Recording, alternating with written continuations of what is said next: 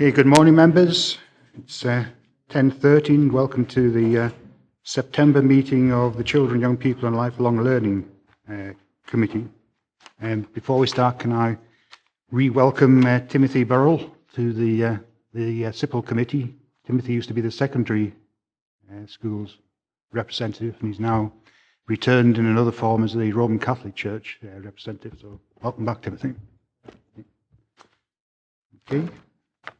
Can I remind members that this meeting will be recorded and subsequently made available to public for listening. Lucy, could I have any SEDERUNT apologies? Good morning, everyone. We have 22 members present, 23 members present, and so far I have received apologies from Councillor Blake, Councillor Robert McQuiston, and Julie Irving. Sam Scobie and Robert Fritchley Simpson are not present but may be along later in the meeting. Thank you, Lucy. Do you have any declarations of interest? No. Can we move to the minutes of the meeting held on the 29th of May 2018? Are we happy that this is a correct record? Okay. And can we move to the minutes of the Ad Hoc Educational Trust Subcommittee meeting of the 17th of May? This is for noting. Okay, members, can I just inform you of what I intend bringing an additional item to the committee at the start of the committee, which is on the Northwest Community Campus, the exceptional closure paper. You should all have received a copy of that. Is that okay? Yeah. So we're happy to proceed with that. Okay, Gillian, do you want to give us an overview? Thank you, Chair. Good morning, members. This paper provides a briefing on the closure of the Northwest Community Campus from Monday the 12th of September and the events that led to that position. The paper is, I hope, detailed and helpful in that it sets out the background of works over the summer at the Northwest Community Campus. It provides an overview of the incidents which involved injuries to 2 children and 1 member of staff. It then sets out the business continuity arrangements and contingencies for learning for pupils of the Northwest community. And finally, it outlines the process the Council has and will take to address concerns. Happy to take any questions, and thank you to Rona Lewis and Paul McCulloch for taking questions also and providing support from a legal and a construction point of view. Thank you. So I'll throw the paper open to questions. Adam? Thank you, Chair. I see in the report there's a lot of investigations that are taking place. However, after the incident during the school holidays with the ceiling, we were told that an investigation was being carried out by Graham's, and I see that they are only reporting this week. But we're also told that there will be investigations carried out internally by the Council. How many investigations so far have been carried out by Schools for the Future team? How many have been carried out by Property and Architectural Services? When did they report? What did they say? And actually, how many have been carried out internally to the Council that aren't included in this report? Paul, can I ask you to take that, please? So, in terms of the reports you refer to, the first report that Property and Architectural Services undertook was dated 11th of August. That report was in specific reference to issues with sprinkler and ceiling. Since then, Kepi's Architects have undertaken an independent report dated the 10th of September. Mott MacDonald Engineers have undertaken a separate report dated 10th September, and MEMG Chartered Surveyors have undertaken a similar exercise dated 10th September. Work is currently ongoing with Property and Architectural Services staff in terms of intrusive survey across every room in the building to ensure we capture all defects in order that we can take this forward.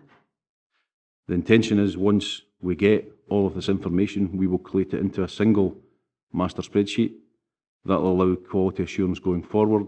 That will be offered to Graham's, and it will be for Graham's to come back with a programme of rectification to the satisfaction of the local authority. Adam? So between the 11th of August and the 10th of September, there was no investigations carried out and none reported to the council. And I'm presuming that there wasn't then an investigation done. Therefore, there wasn't an investigation done after the incidents that occurred when the school went back. Paul? So in terms of the investigation on the 11th of August, that was in particular reference to the sprinkler and ceilings. At that time, the council had a position whereby there was no further information forthcoming that there were any further issues. From the 11th of August to this date, other issues have become apparent, issues that are not visible, issues that can only be ascertained with intrusive survey. I've got Rob and then Rob. Yeah, it was just a follow-up to that, Chair. Okay. Just follow up. So, Graham's done their own investigation, in other words, and we didn't get the result of that, and yet we put people back into a school that we hadn't got the result of that investigation. Am I correct in saying that?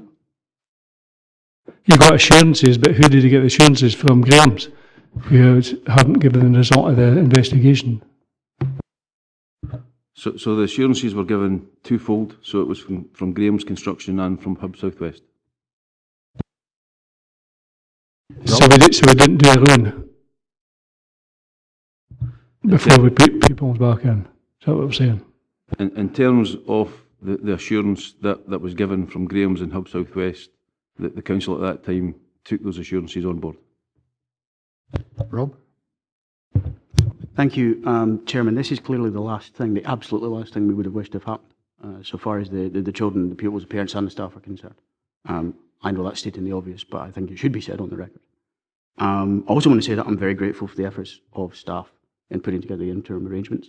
Those have certainly not been easy for them. Of course, they have not been easy for everybody involved in the community either. My question is on the resources to support children and pupils for the duration of the interim arrangements, however long that turns out to be.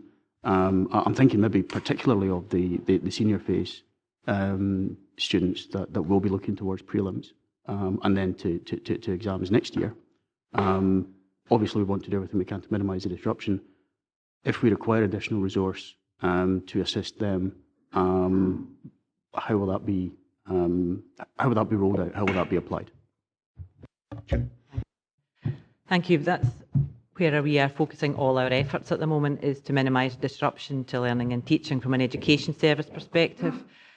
I've asked Mr Barry Graham, who is with us today, to overtake the role of operations manager at the North West Community Campus to allow the head teacher to focus on leading learning and teaching while we are across 5 sites on an interim basis, and that will provide additional management capacity to allow the school to ensure that no pupil is disadvantaged by this. All senior phase pupils are networking. That networking was not disrupted during Monday and Tuesday closure. The senior phase pupils went back a day early because they were able to do so because of the shared timetabling arrangements across Dumfries Learning Town, and we will put in place additional study support. The pupils have made representation to the head teachers as to what they want. The parents are meeting today to tell us what they want, and over the course of the year leading up to the prelims and beyond, we will make sure there is additional support for the school across the broad general education and particularly with senior phase. Ivor? I suppose you didn't think you'd get away without DG1 being mentioned, but we got our fingers burnt across the road, and was it within the last 6 months we had the report, I think it cost us about $250,000 from Professor Cole, whereby there was things that we hadn't done correctly and things that builders hadn't done correctly, etc. And there was various things to come out of that. Now, surely when we had a slight issue with the ceiling coming down in one of the rooms, it must have sort of triggered, right, can't we just take a step back from this, put in someone to make sure everything's tickety-boo so that we don't end up in a situation like we are just now. Now, my understanding was that the 11th of June was the date that the keys were meant to be handed over on this building, because I got that from a council officer who sat in a meeting wanting us to have the sports hub up and running for that date so that we could take that over. So we delayed the implementation of that to the end of August. Surely, if we didn't have reports back in that timescale, we could have put this back to October and made sure that things were right, so we don't have the lack of confidence parents will have in this building now. Was that never considered?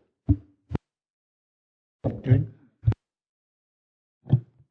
I pass that to Paul and Rona for any considerations regarding it? Well, Paul, are you able to?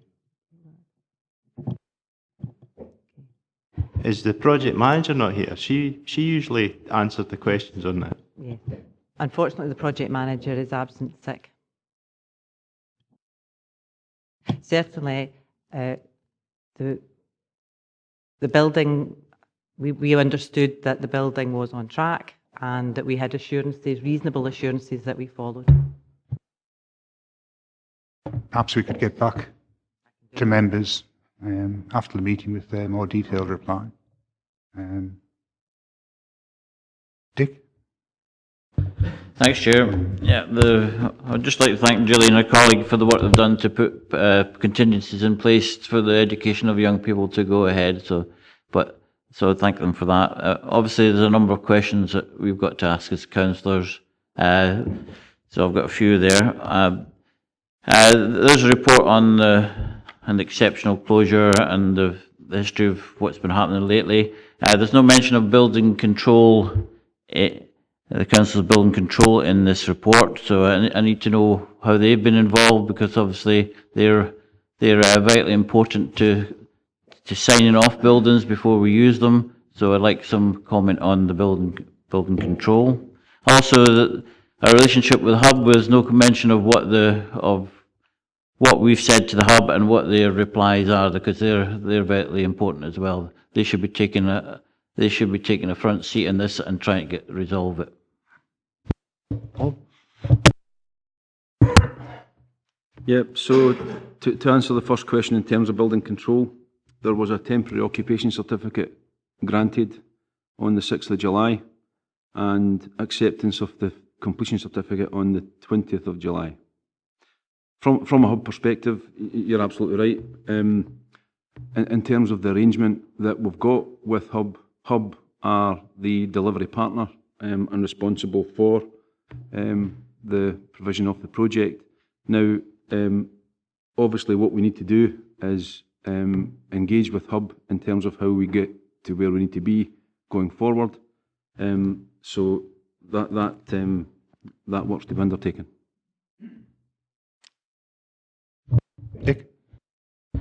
I think perhaps, Chairman, we should be having a meeting with the hub to find out their perspective and why they've not delivered the building in the state it should be. And another comment would be that yes, the hub are directly responsible for maintaining it, but at the end of the day, we are the people. The council are paying this money on behalf of taxpayers, and I think we have got an important role to have made sure that this building was a good state before we occupied it. I think that's addressed in 3.5.1 in terms of the acting director writing to the hub. But Gillian, do you want to write to me? Exactly that, Chair. Thank you. I wrote to Hub Southwest to highlight that despite assurances from them, there was a loss of confidence in the council, and asked them to take action that's detailed in those paragraphs. Ronnie Nicholson? You got my second name right, Jeff. So you got my second name right.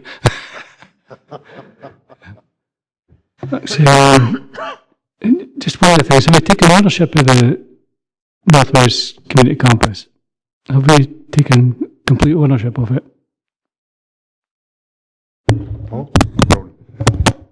No, we've not taken ownership of the campus. All we are at the moment, or we were taking, was beneficial access to the building.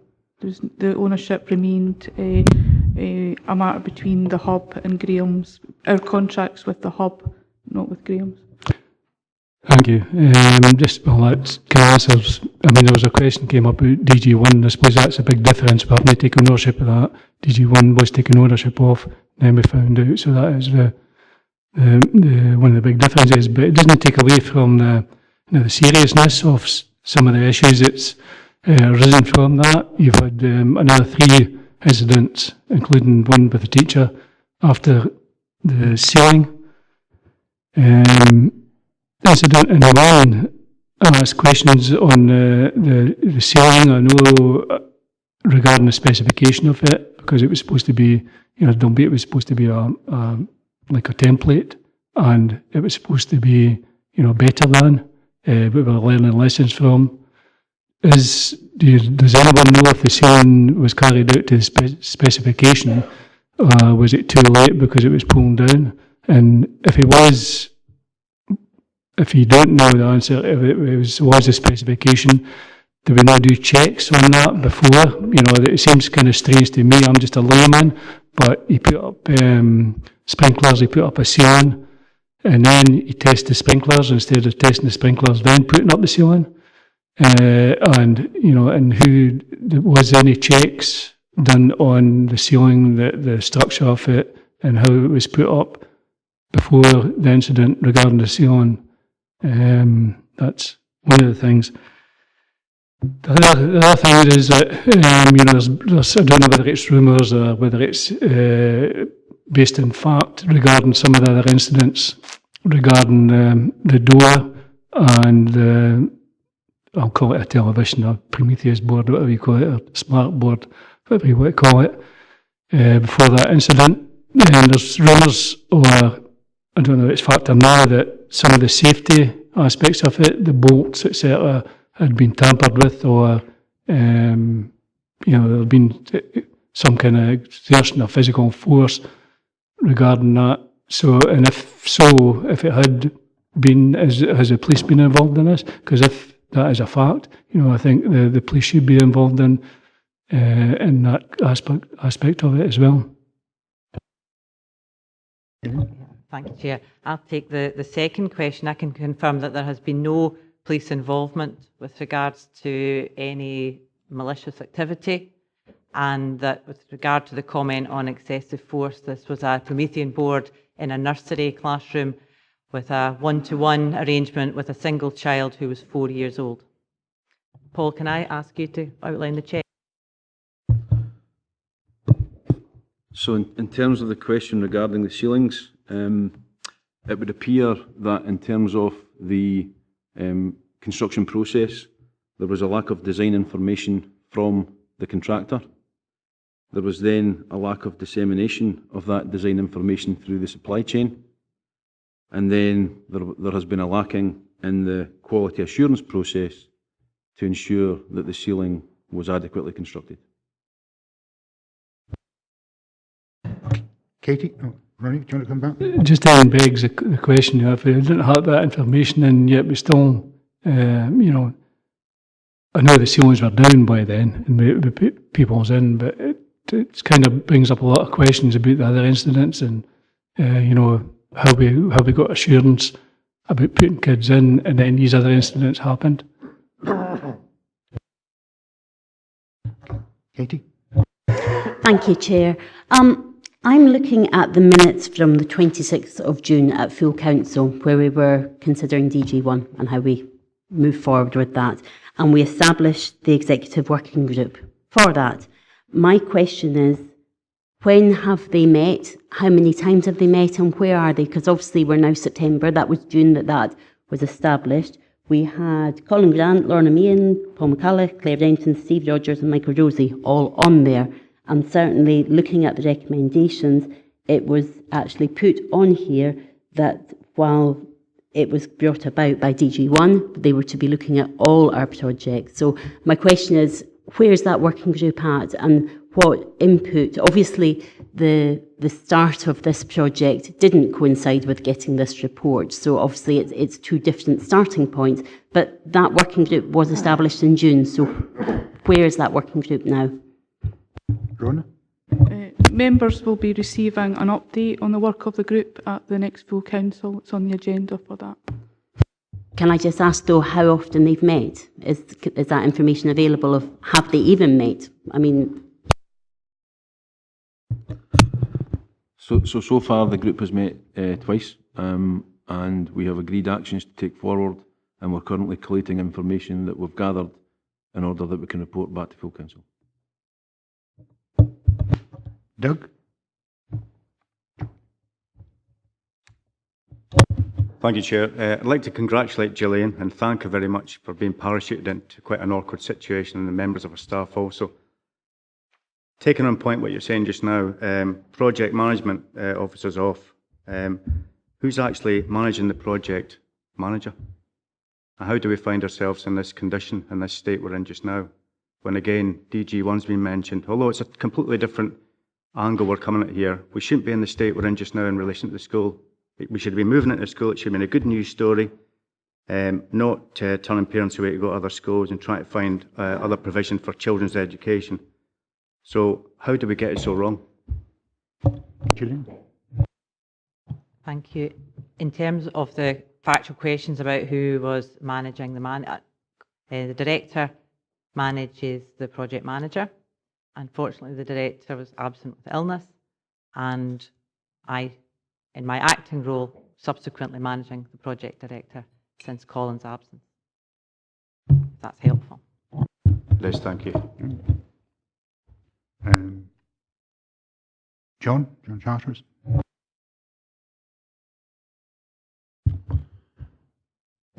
Well, I think this is all brought to the wrong committee, because we don't have the two people we really want to hear from here who should take the full responsibility for this debacle, and that is the chief executive and his deputy. They are the people at the top, they are the people who should answer, and these questions should be put to full council, not to CYPLL.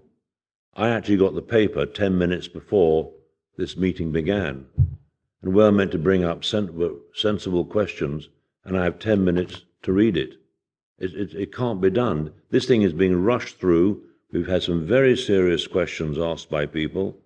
It looks to me just like another cover-up is happening. People not taking responsibility. People saying off sick, they can't be here, I'm doing this, I wasn't there at the beginning. And it's yet another business of management or mismanagement.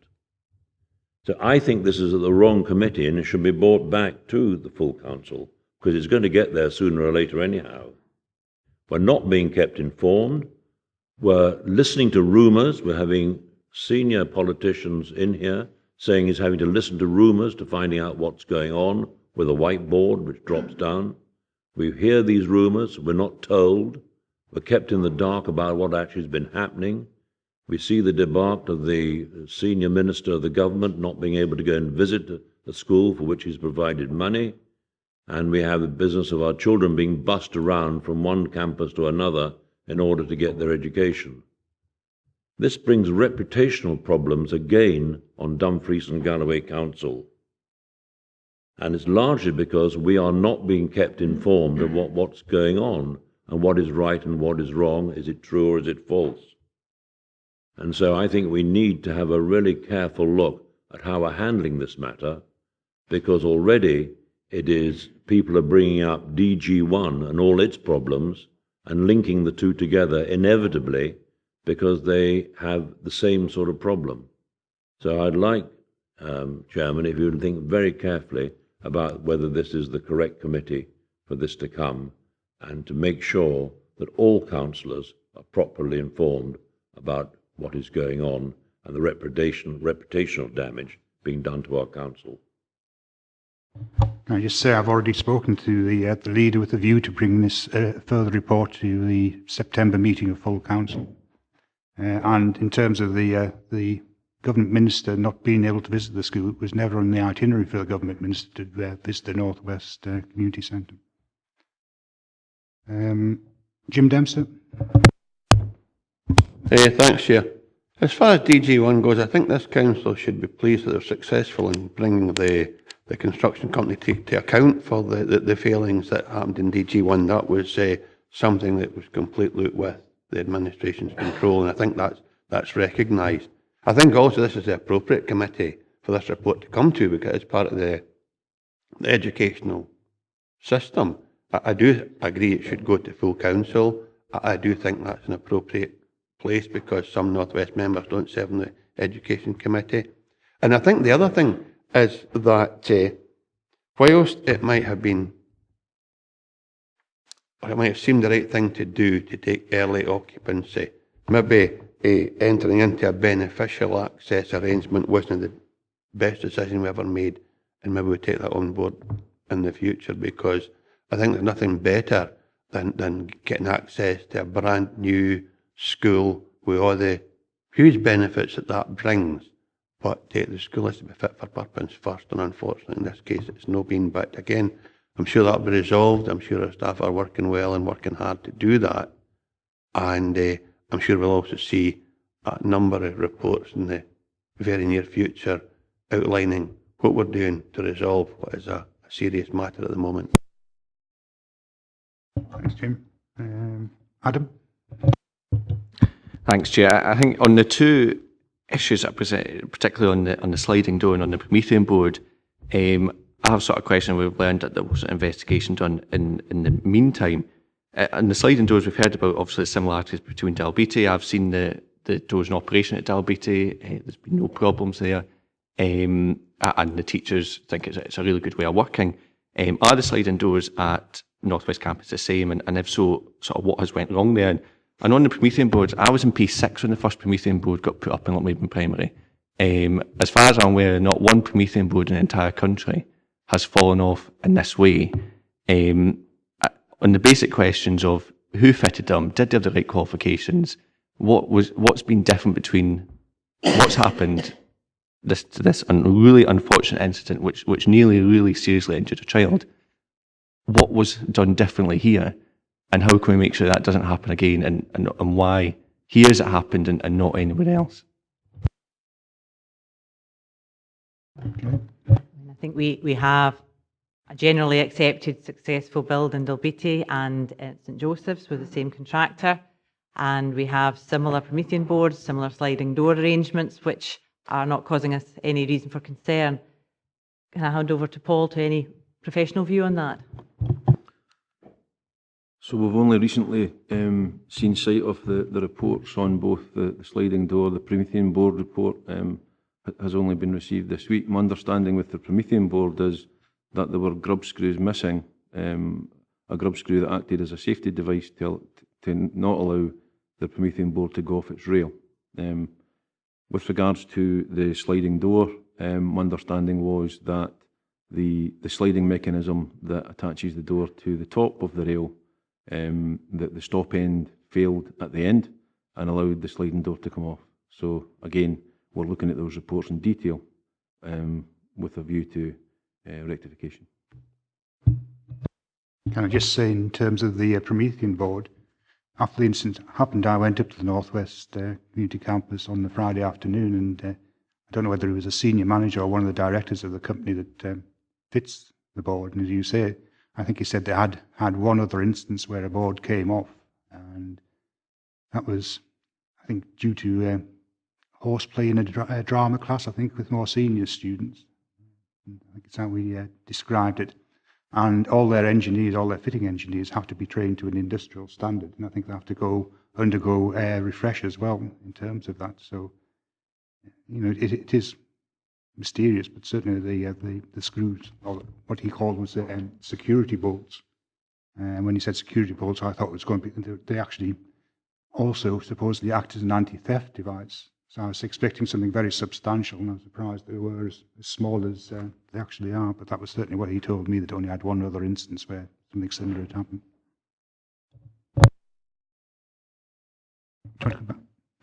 Yeah, and I appreciate the answers aren't going to be here today, but I think it's needed and appropriate that the answers of these questions I've asked are found out as soon and as quickly as possible. As well, I know that there's been some discussion on the activities, and the bunker was open. I think that, you know, I think it's fair to say that the whole committee is thankful to the members of staff who, unlike the Joe McAlpines, Emma Harpers and Finlay Carsons of the world, who had a race on Friday to get a press release out criticising the council without actually seeking information, without actually asking about children's welfare and our children's education. The officer of this council who actually cancelled their private lives in order to find the activities and alternative solutions this week. I think that it would be appropriate for Gillian, as acting director, to thank every single one of those by email or such like, pass on this committee's thanks. George? Got it. So members, collective members are quite rightly focusing on the infrastructure, the cost implications in the long term. Mel and I here represent the interest of parents and the pupils, and I'm really grateful that steps have been taken, speaking to pupils, teachers and all and sundry. I can't emphasise enough having a child in S5 and speaking to parents, just going to school normally for a lot of children is stressful enough. But going into the senior phase with the pressures that are on the teachers and the pupils, it is quite immense. And I use that word very advisedly. So children being bused to another school on top of all the other pressures that they're under, not to mention the pressures that the teachers are under to get folios done and all the rest of it, it really shouldn't be underestimated. In the short term, the focus should absolutely be on the children and the teachers in the schools. What I would like reassurance, even given the fact that Gillian has taken steps, is that, and again I use these words advisedly, that every single child, particular circumstances, is taken into due consideration. Because I do know from very personal experience, it's hard enough sometimes getting a child even into school, never mind another school, and on top of that, all the educational issues that they have to face. So I'm not being judgmental on the discussions we've had before, because you have to get to the bottom of the infrastructure stuff, but the focus of this education committee should be on these young folk and the teachers that absolutely need every ounce of support that they can get in the next coming months, because it's really, really difficult out there. Jane? Thank you. And as I highlighted, the staff and the community are frustrated and disappointed that they don't have the school they expected. But some of that infrastructure work is not within the gift of the teaching staff. So I am confident, and we are marshalling all of our efforts and resources and any channeling of any of that disappointment and frustration into making this as good a situation for the young people as we possibly can. We've got a strong team of curricular experts. We've got leadership of Mr. Graham. We've got the support of the head teacher. And we know that we've got the support of other partners, and that is what we will focus our energies on in the coming weeks. Can I just follow that up and appreciate that?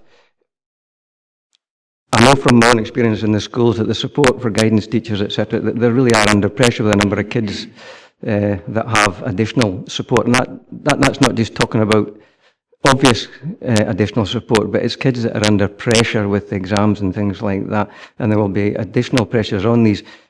Is there resources going in there to help the guidance teachers help the children? Because it will be, it's all, the system's already under pressure, but in this circumstance it must be even under more pressure. So it needs to filter right through. I'm not trying to be patronising or condescending, but it needs to follow right through. And there will be children and parents that just sit there and take it. So there needs to be a nuance, an empathy with all folk, including the quiet ones. Thank you. And also, we want to hear from the pupils themselves. We've had a public meeting, an opportunity for parents to drop in. We've heard from a lot of young people through Connect. We've made contact by email over the last few days directly with individual young people who've got concerns. And I will make efforts to respond to every individual concern, as will Mr. Graham. So I couldn't agree more that we need to listen to what the young people want, we need to listen to the main concerns of the parents, and we need to build an educational package that meets those needs. I've got you down on the back of that. Okay. I think it's fair to say that, you know, the most important thing is the kids' education, and at this point, whatever cost it takes to make sure that kids, teachers and the whole community have the resources that they feel they need and that they want to ensure that all of these kids have the best chance in what are extremely important exams, I think that it's fair to say that whatever they need to get. Jim? Thanks, Chair. What was the role of the South West Hub in maintaining quality control during the construction phase? Okay, so to explain South West Hubco to members, the governance arrangements are such that there is a territory partnering board. That territory partnering board consists of the areas of Lanarkshire, Ayrshire and Dumfries and Galloway, local authorities, health boards, police, fire. So Dumfries and Galloway Council are a public sector participant in that territory partnering board. And through that process, the Hubco has a set of Tier 1 contractors who they manage on our behalf. So in terms of Hubco South West's mission, is to set the gold standard in procurement for delivery and delivering improved public facilities and services. The claim is that this will deliver higher quality, sustainable, best value, integrated facilities and services to better serve the people of Ayrshire, Lanarkshire and Dumfries and Galloway. And in terms of what Hub South West do, is to manage a supply chain to deliver the design and construction from inception through to project delivery. Thanks, Chair.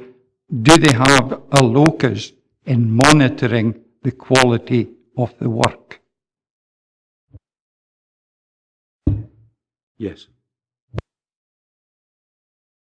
It's all the first-time speakers, so I've got some second-time speakers, starting with Ronnie, then Rob and Ivan. Ronnie? Thank you. I'm pleased that the report's coming back and it won't be going to the full council. I think within that report, there's been many questions asked in this committee regarding some of the issues and clarification on some of that, and I think that needs to be taken fully on board. There is another one that I would like taken on board as well. I noticed that after the ceiling incident, school was shut for a couple of days. Now, the reasoning for that was because of staff training, according to the paper, regarding health and safety and fire training, etc. My question would be in there is, why wasn't that done before it opened? You know, if teachers and people weren't au fait with or comfortable with that, why wasn't that kind of training done before? So I think that needs to come back as well. I think we should get one thing clear though, because again, it's been mentioned about DG1. Can we have assurances in here that DG1 was a structural building? We've had, fixtures and fittings here. I don't think a ceiling is a fixture and fitting, but again, can we have assurances on the structure as well when it's coming back before any other thing goes forward? To take June. If I commit to making sure that the full council report covers those points. Ivan? Thank you. It was with regard to 3.5.6 in the report. Mr. Jimison has brought the sort of pupil aspect forward. What about the community aspect? Have all community groups been contacted and other arrangements put in place? I know, is it Dumfries Blues, the netball team, they were planning to be in there on Monday night. I take it that the sports hall and all sports facilities are out of order as well. Are we making sure that all sports activities or community activities that were planned for the school have been covered, and according to this, are they being compensated if there's any additional costs? Certainly all the lets, thank you. All the lets that we were aware of, we are doing all we can to provide additional or alternative accommodation. Certainly the baton twirlers, I think, were, when I last spoke to the team, I think the baton twirlers we were still looking for additional accommodation. I'm looking for a nod or a shake. Yes, we have. So we have managed to source additional or alternative accommodation for all of the lets, but I take your point, if there is additional transport costs or costs for these community groups, that will be included. I want to know exactly how much this decant is going to cost our service. Rob? Thank you, Chairman. I absolutely welcome what Mr Jamieson says. It chimes entirely with the things that are most concerning me at this point, without a shadow of a doubt. Difficult questions have got to be answered. Members have raised many of them already, but it must be the case that many of these are going to have to be answered by HUBCO and by Graham's. They had a duty to provide us with the facility that we were promised, the facility that we promised to the community. So just as much as we will have to answer for our processes and our obligations, they have serious questions to answer about how we got to this point and how they've discharged the duty that they had to us, an absolute duty as the client. But I want to go back to what Mr Jamieson said, because it chimes exactly with the question that I asked at the beginning. I note your intention to request a report to full council. I think that's absolutely sensible, but the focus has to be on how we are looking after the education of the pupils and children who are affected. Can I suggest perhaps it would be sensible that we have an update to our November committee, potentially one which focuses on those aspects, the additional resources, and how that is working in practice. I think that might be perhaps a sensible focus for us, particularly if we have full council looking at some of these wider issues. Yeah, I'd already noted that down as an additional recommendation. I think the 27th of November will give us a reasonable gap to actually judge what has been put in place and how effective it's been by then.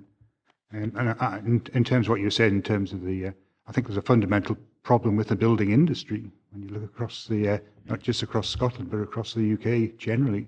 And it's a question of monitoring the quality of work which is being produced. You know, a lot of these are very complex buildings, but that's no excuse for not having the work done to a proper standard. Ivor? Chair, maybe I picked up what Councillor Davison said wrongly, or I'm reading something into this that I maybe shouldn't. But he asked for this to come to the November committee because that would be a good time, and I think he said, to tell us how things are working. Does that mean to say we know that we won't be in before November? Chairman, with respect, that was absolutely not what I suggested. I envisage that additional support will be in place for the remainder of the academic year. That would seem to me to be appropriate and sensible. I think that's what it says in the report. It isn't just until such time as we take over the campus again. It is long-standing. Got no additional. George, do you want to come? Yeah, just a wee additional comment. Sorry to take up any more of your time, but I just wanted to impress upon you, it's not just educational, it's the mental well-being of the young folk and the teachers, because they're under enough stress as it is, but I think we need to be more nuanced and not just ticking the boxes for the educational side of things, but there's a real implication that it'll impact on anxiety of all parties. So I think we need to look below just the, creating logistics that work for everybody and look at the additional needs, the additional stress that'll be applied on top of the stress that's already there. Okay, I haven't got any more speakers. And can I just say, on behalf of the committee, I think what we need to recognise and thank is the forbearance and understanding of the pupils, the parents, the staff, etc. at the school. I think they've been really, really very good. And also to thank the staff within the council. I think they've done an absolutely brilliant job in terms of getting the youngsters back into education in such a short period of time, and also filling that gap when we didn't have anything in place in terms of education. I think they've done a marvellous job, and I think possibly in terms of the recommendations we could add that to thank both the users of the school, if you like, and also the staff generally. So can we move to the recommendations? One is to note the contents of the paper, which I think we've done. A second recommendation is request an update, goes to full council at the end of September. Are we happy with that? Yeah. And also a further report to the November meeting along the same lines, including how the additional support is working for the pupils. And a fourth recommendation is to thank the pupils, parents, staff, and the staff within the council who've worked so hard in order to organise the situation we've got at the moment. Ronnie? Just on the report, just to take on board what I was saying earlier about all the questions and queries from the committee.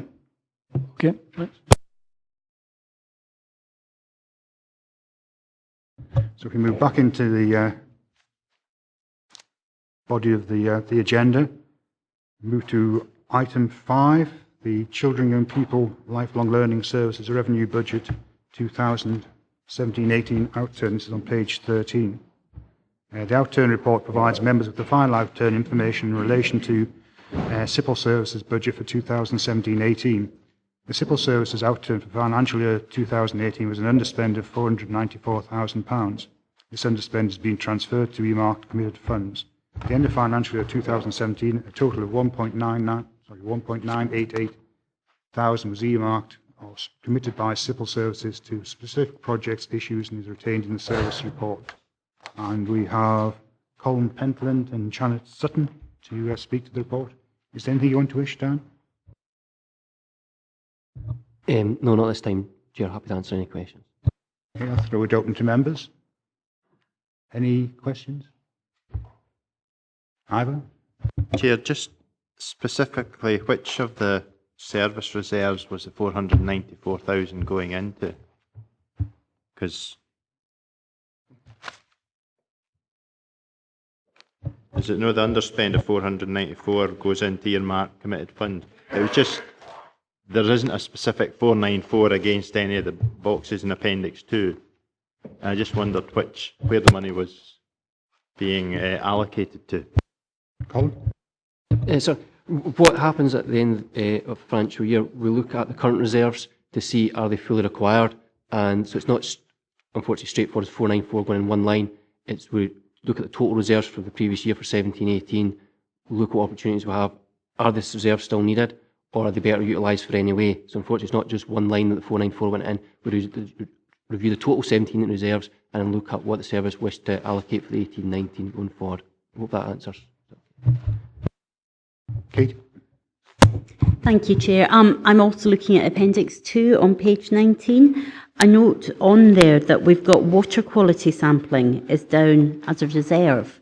Can I ask, is water quality sampling not an essential requirement that we have to be doing, and why is it considered a reserved option? My other question is, I obviously see music tuition, and it was just to ask if we're on track to get a report on the redesign of the musical instrumental service by the next committee, or whether it will be in January. So that's a separate question. But yes, water quality sampling, surely we should be doing this as standard. Yes, certainly. What this relates to is there's a government requirement to test the water quality in schools. I believe from memory it's every 3 years. It's not like the recurring element that we do. It's a one-off that happens every 3 years. So to set aside the reserve as a one-off to fulfil that one-off requirement, that was decided in nature, where we have the recurring element, what we're required to do year on year as part of the core budget going forward. Sorry, can you, so the one-off requirement every 3 years is not essential? Or it is, I'm confused as to why it's a reserve if it is essential. It's not, it's for the budget setting as a process. We allocate the budget with the needs of the service every year. As a result of doing this budget setting last year, it was decided to fund one-off costs that's every 3 years out of reserve rather than using recurring money on an ongoing basis. Is that okay?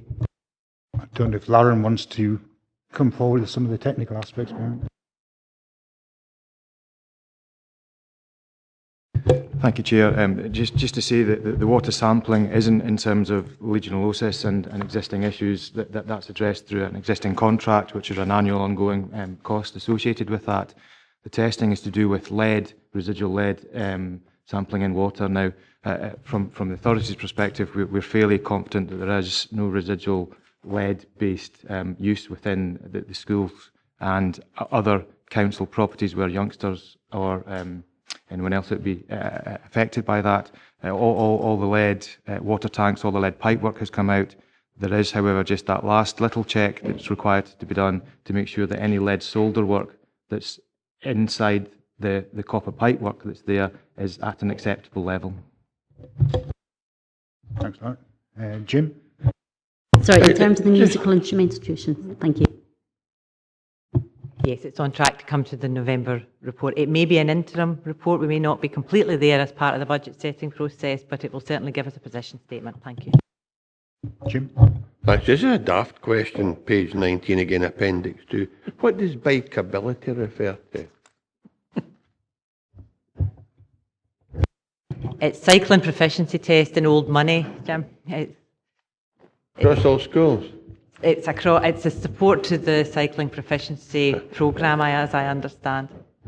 Good, thanks, Elaine. Probably covers Sanker as well, Jim. Okay, I've got no more speakers, so can we move to... Oh, sorry, Ivan? I wasn't sure if you had one or two first times. So it was just with regard to Appendix 4, the Modern Apprentice Plus scheme. There's balance remaining for this year, 270,000. Work is progressing as planned and funding will be utilised over the duration of the programme. Now, jump forward into this year's budget, there's no plan to spend any of that money. Why is that? Have we stopped that programme, or is it just a printing error on... It's on, well, the one I'm looking at is 23, page 23, but on page 33 in the next report, it's got 270, forecast to be utilised 0, and there's nothing beside it, although it says it's carrying on. I was just wondering, have we stopped that programme? Well, the programme hasn't stopped to date. There is some placement still ongoing. It's just quantifying the end dates where some of the people are undertaking the courses due to the things like maternity leave and things like that, which is still going on at this time. So there is a need for it. We're just quantifying the end dates for the students who are undertaking the work. But in the next report it says we're not spending any money this year and we don't plan to spend any money. So why is that?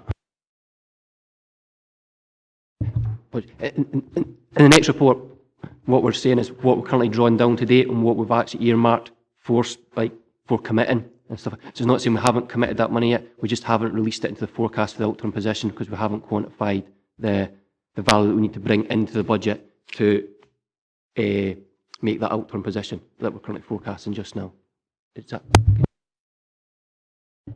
Okay, so if we move to the recommendations, that's to note 2.1, the underspend, 2.2 has been transferred, 2.3, the closing balance, and 2.4, the achievement utilisation of the agreed savings stroke policy development funding.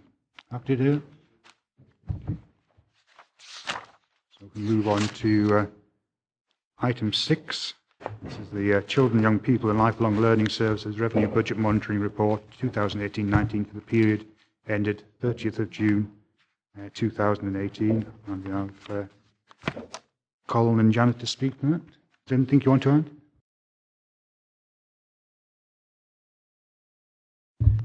Nothing to add to the report, Chair. Members? Chair, page 26, 3.6.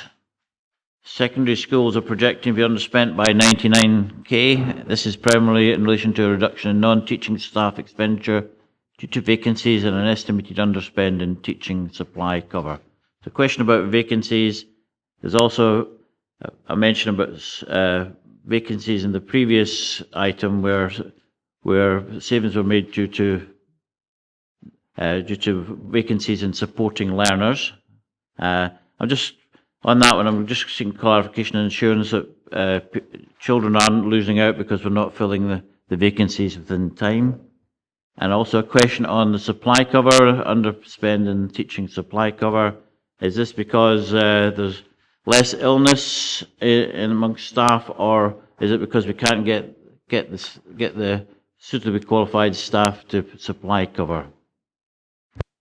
Gillian? Thank you. Teacher attendance is very good, so I think it's a combination of our reduction in teacher absence in general in the past number of years. Also, a devolution of the staffing budget to secondary schools. So this is a devolved budget to secondary schools, meaning that the schools can then manage their supply costs as efficiently as they possibly can. If the head teacher is able to cover internally, ensuring that the needs of the pupils are met, they then don't incur additional costs. So that includes that decision of the head teacher and how they spend their money. Katie? Thank you, Chair. I just wanted to touch on a subject that was brought up by Mr Jameson in our first report, and that was about our children and their mental health and their well-being. I was really pleased to get the update from yourself, Gillian, at our Forward Business Plan seminar about the additional 3 full-time counsellors that are going to be based. And this is coming from requests from the school, but I understand, and I checked with you, that we've checked governance, and the PEF money that the schools receive have allowed us as a council to assist the schools. I'm just wondering, is there any role within this committee in terms of that funding and budgeting and just monitoring that? Just as I say, I know at the seminar you mentioned that they were at the interview stage of those really crucial, important roles, and I'm sure once in place, those counsellors can and will be affecting all our children throughout the region. But it's just, from a sort of governance point of view, is there any role within this committee when it comes to monitoring the budgets? And obviously there's the implications of those staffing costs. This committee and also the Audit Scrutiny Committee is expecting a report on PEF, because it was very important that the pupil equity funding money was at the jurisdiction of head teachers. We were then able to work with the head teachers in arranging the most efficient way to appoint these staff, and we've been able to do that over a 2-year period. So we're confident that we abide by the criteria of Scottish Government while still meeting the expectations of the head teachers. In parallel to that, we also have expected funding directly from Scottish Government on the mental health programme of work. It will be my role to try and make sure that we're not double counting any of that while making the best use of the funding that comes available. And it's all about thresholds and criteria. What is that money targeted for what purpose, and how will we monitor it? But it's certainly an area of focus, and I'm happy to bring back a further report.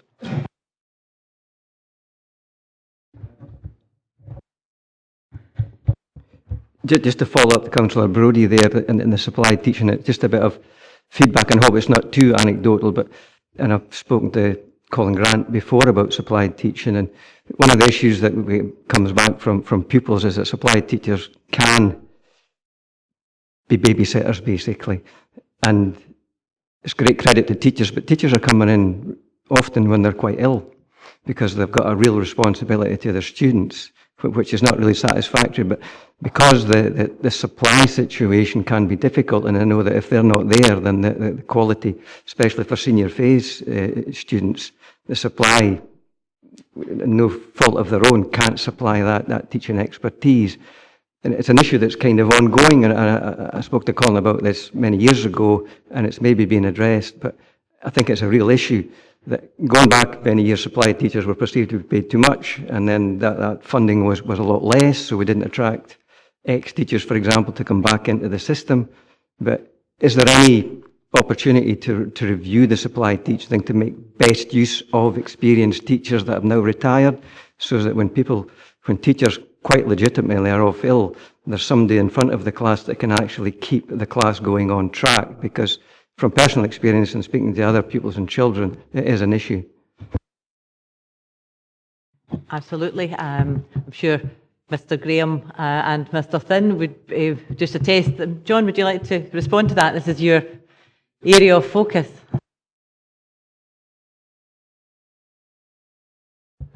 So yeah, I mean, absolutely, quality of teachers is paramount, and we need the best teachers in front of our young people, the highest qualified teachers. We've got a programme of master's level learning for our teachers just now, and a number of them have accessed that and have increased qualifications, but our supply pool nationally is quite challenging, and we don't really have huge amounts, but every supply teacher has also got a requirement to engage in professional learning appropriate to proportionately to their needs and what their next steps are. Annually, they have to undertake a professional review interview with a reviewer. We've got a number of trained interviewers who ensure that they're identifying what the targets are for those group of teachers. They have to, every 5 years, ensure that they undertake professional update through the GTCS system. So that whole suite of work, if you like, makes sure that we're trying to ensure our supply teachers are as skilled as they possibly can, because we absolutely understand that there are times that teachers hit the wall, for want of a better phrase, and it's really, really difficult to keep going, and they do come in when they're maybe not as fit and as well as they might be. And does that actually then provide the best opportunity? Also internally, we are very much putting a spotlight on our supply teachers. We're about to go under revalidation for professional update, which is a requirement from the GTCS as well. We had a meeting yesterday with one of their members, one of their senior officers, to discuss what that might look like. And again, nationally, I think there's a recognition that supply teachers need to ensure that they've got the highest quality training and ability to deliver excellent learning and teaching as well. So we've got a process, and we're going to work with our LNCT colleagues this year to ensure that we're in the best shape possible. I think we're probably not too far away from it at the moment, but I don't want to speak out of turn on that one. We've got work to do, and we'll work with our trade union colleagues to ensure we've got that in place to make sure that we're covering all our bases, to make sure we've got the best quality. We're also providing in-house training. We have been delivering, prior to the summer holidays, we had a session with our supply teachers. I was delighted that 20 took the time to come and work with us to talk about the issues that were important to them, to make sure that they were delivering excellent learning and teaching in the classrooms as well. So I think that overall focus on that will hopefully try and provide as much support in times of difficulty in terms of the supply of supply teachers, which is obviously one of the challenges. I'm also working with our South West colleagues, South West Collaborative colleagues, to look at how we can increase that pool, potentially looking across the borders to start to use a little bit more flexibility to ensure that we've got that good quality supply. Just as a follow-up, is it attractive enough for people to step forward to be supply teachers? Because I think that's one of the issues, that with all the stuff that you're talking about, it takes a commitment to do that CPD. Is it attractive enough a package? Not just financially, but in terms of reward, that these supply teachers are actually valued and trained.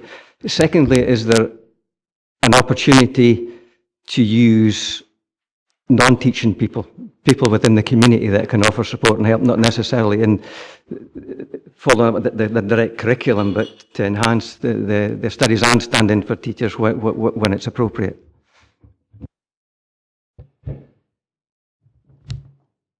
Maybe start with the second part of the question.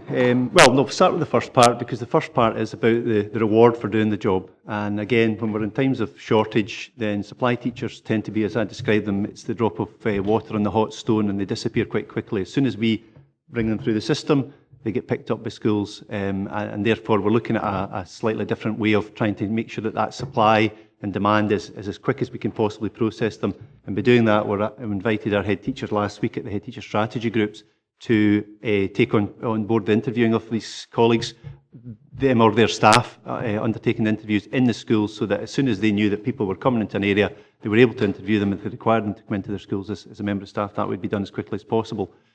Reward-wise, the change in conditions last year allowed the teachers, the supply teachers, to be paid for the hours that they work, but also at the substantive rate that they're working. So that was an improvement, I believe. I understand that that will be a greater incentive, that actually going back to the substantive scale point. So if you're an experienced teacher, you're getting paid for the experience that you've got.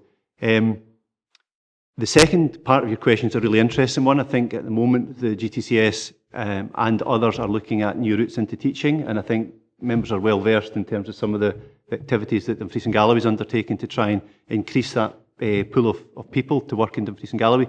That is a relentless journey. We will continue to work as hard as we possibly can, and it's one of our key themes in our work plan in the resources team, to make sure that we're trying to provide as many teachers as we possibly can to work in Dumfries and Galloway.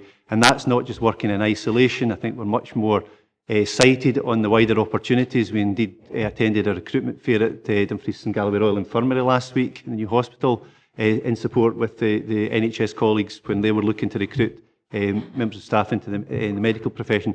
I think the care sector as well, we need to look at that whole range of opportunities, because it's not just one person that comes down necessarily as a teacher anymore, or to Dumfries and Galloway, it's the family. So we're selling the lifestyle, if you like, of Dumfries and Galloway, and we need to continue that relentless journey, and we will do so, and that's a firm commitment from us. The other aspect is about how do we make sure that we can not necessarily fast track, but we can take graduates, we can take people who have got the necessary skills and qualifications to ensure that they have registration to work in our schools as quickly as we possibly can. And that does not diminish from the quality of what we're looking for. And I think there are different routes now that we can explore, and we will continue to explore those.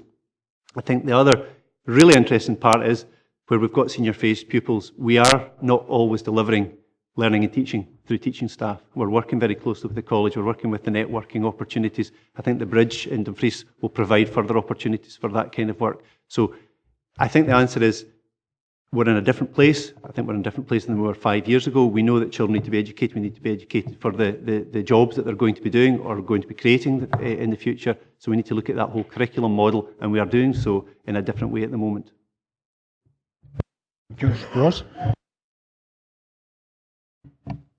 Thanks very much, Chair. I'm looking at page 27, 3.11, and I recognise that there's been a change of arrangements for out-of-hours provision for social work. And I see there is an overspend. I'm just wondering, is this a separate team to run out-of-hours, or are we relying on our present social work structure? This is a new team that the service has set up to be able to deliver the out-of-hours service as a dedicated in-house service. They're currently looking at the rotas for that team to maximise usage of that team to minimise the potential overspend. Ivor? It sort of follows on from the last question. It says within 3.10 that they're looking to draw down £1 million social work support fund with regard to the overspends, and they're within the Appendix 1 Note 2, and they're explained at 311. Well, they seem to be 47,000 and I think it was 73,000. Why are we drawing down £1 million? It just doesn't, well, I thought we would have drawn down what we needed rather than more. Jen? It would be potentially to manage the overspend or the pressures experienced within social work across the board, not just primarily for those two items. Okay, so if we can move to the recommendations. We're asked to note 2.1, 2.2, 2.3, and 2.4. Thank you. So moving on to item 7 on page 35, the property building schools asset class update. This is the early update for the area to inform the committee what's happened over the year, any key items that are highlighted in the paper, and officers will be happy to answer questions on the substantive issues. Once again, I would ask members if they've got questions about a particular school within their ward that they raise it with officers out with the meeting itself. And we've got Lauren to speak to. Thank you, Chair. I think, in essence, this is a very quick report, just giving a financial snap point on where we were for actual spend towards the end of June this year. I would add that whilst the total expenditure at that point does look relatively low, that's not unusual. There are quite a lot of significant projects that had completed by that point in time. It's just the payment process hadn't completed. There are also quite a lot of other significant sized projects that are partway through that will be completed within this financial year. So we're actually still looking at an overcommitment of around £500,000, which will be managed across the rest of the financial year. In relation to the early years expenditure, we are in a position where the level of expenditure is less than had previously been anticipated. I think some of that will be covered through the early years paper later on. However, the good news is that money has been ring-fenced from the Scottish Government, and they're quite comfortable for that to be allocated across now and August 2020. Lauren, members? Dick? Thanks, Chair. Looking at the table on the top of page 36, this is quite a short report, and there's a number of variations from the original allocation and the and the forecast of expenditure by the 31st of March 2019. So it would be good to have a sort of information on why there's a variation. It may have been provided before, but good to have it here. There's a couple of ones that stand out there.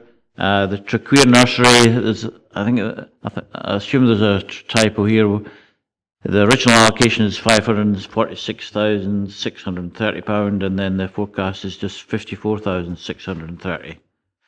So please comment on that one. And the other one is the Gatehouse Nursery, where the original allocation is 115,000 and the forecast is 141,000.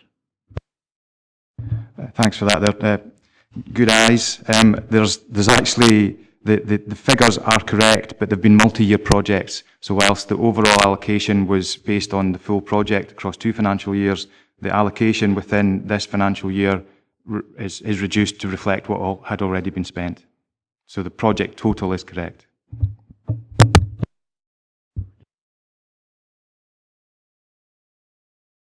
On the two there, then the Traqueir one, so we're forecasting to spend 54,000, and we originally intended to spend 546,000.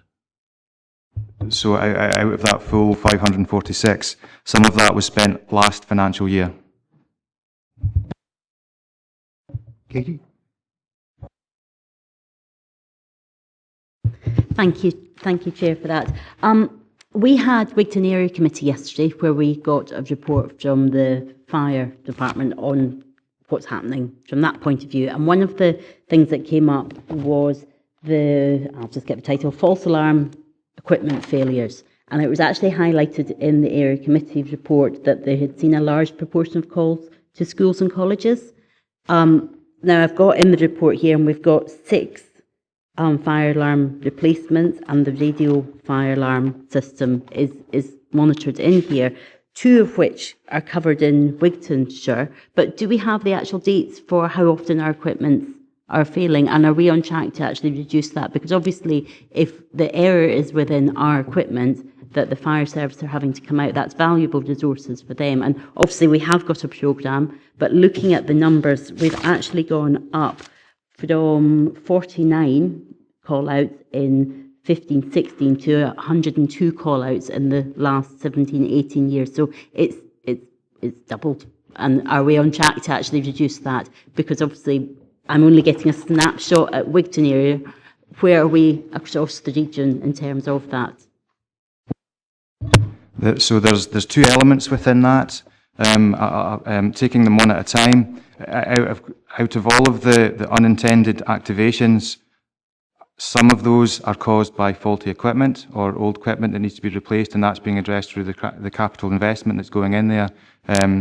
So the old radio fire alarm systems rely on obsolete kit, battery links, etc., etc. We're moving towards hardwire systems that will reduce the number of unintentional fire activations through that. Quite a number of the activations, though, whilst not resulting in a fire, they've been malicious activation, for want of a better phrase. So in PE departments, aerosol sprays sprayed into detector heads. So the system has worked correctly. The fire service have been called out, but there actually hasn't been a fire there. I think the point is it was actually separate to malicious. We had a report on the malicious fire alarm setting off was a separate to, but I appreciate that we're ongoing. It's just useful to have the actual detailed information, but I can always ask for that offline. Yeah, thank you. Jim? Thanks, Chair. The table on page 37, there are a number of items which come under M and E. I assume that is mechanical and electrical, but I may be wrong. That's correct, yes, it's mechanical and electrical works. So generally it's anything that's involved with a rewire. It may well be emergency lighting, it might be fire alarm systems, it may be just the distribution board and everything that's being brought up to correct specifications. Mechanical covers anything, boilers, plumbing systems, so that's what they both cover. I do note that the figures are quite substantial. You're talking about £500,000 for fairly small primary schools. And if we look at one specifically, for example, Borg Primary School, it has M&E works against it.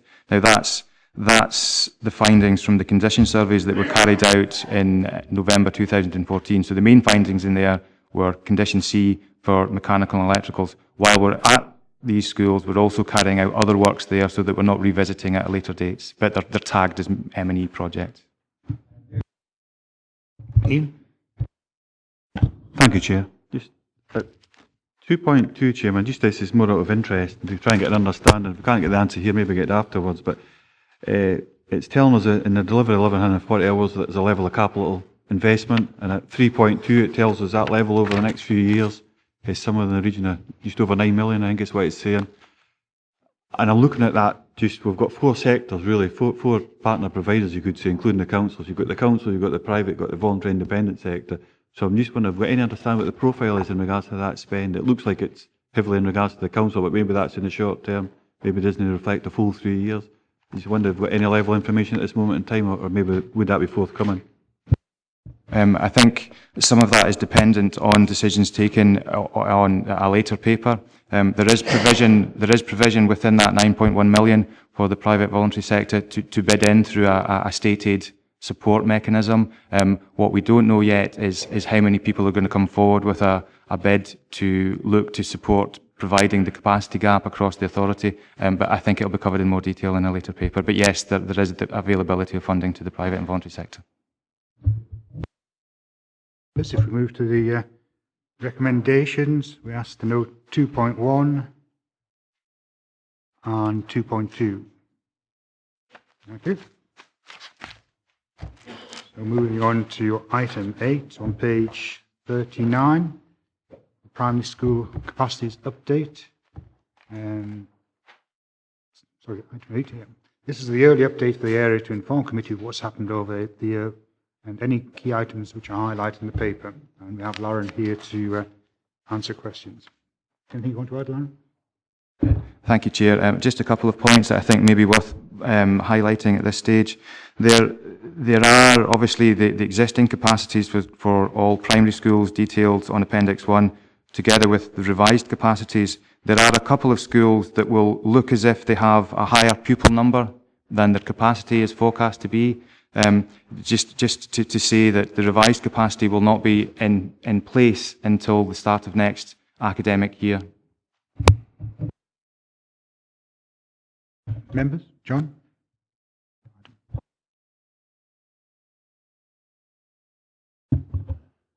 Yeah, I'm looking at A school, which is well known to all of us sitting here, where the capacity and the revised capacity is shown as 50.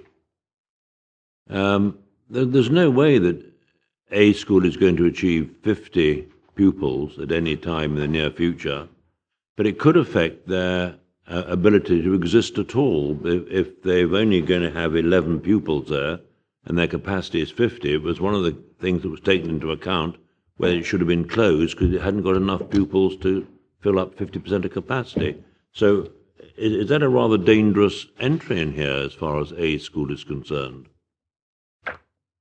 Lauren? I think it's an interesting point. I think when we look across the board for every school, what we're doing is just reporting the facts in terms of how many pupils could fit within the school. At A primary school, there are 2 classrooms and a general purpose room, so effectively in those 2 classrooms we could have 25 children in each. I think what it does afford is an opportunity to look at additional utilisation of that space from the community's perspective, and moving forward through the investment that's coming at A, that's one of the things that we're heavily involved with, to look at how the community can access and egress one of the spaces within that school. Now, when that is put into place, that may well reflect the capacity for the school, but until we get that investment done and that planning out, we're not going to be seeing that coming forward. But I think it is a fair reflection across the whole school estate. Every school has been measured using the same guidance. Every school has been looked at in terms of the same way of defining what the capacity is within there. I think what we maybe need to think of is what opportunity does that give us for additional use of these spaces?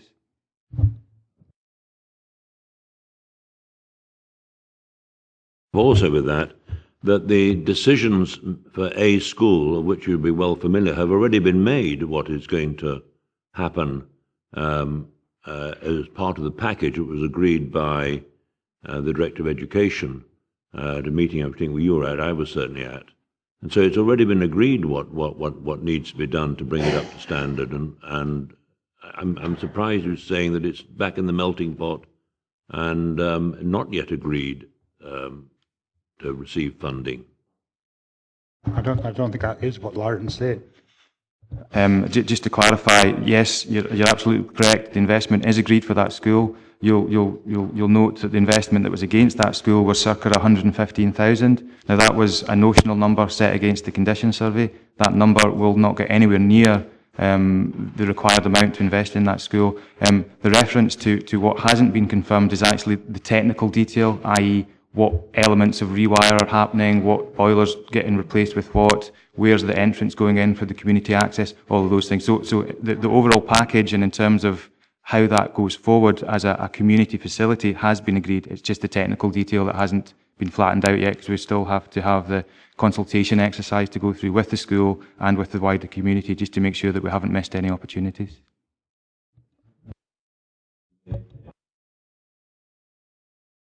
Well, I think we do need to be careful we don't set hares running in terms of school closures. This is looking at the capacity of the school. We are committed not to close any schools.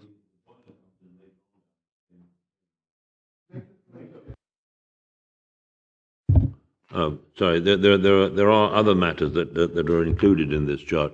I just want to make sure that the promises made to a school are going to be carried out, and there's going to be no backpedaling at all on those assurances that were given.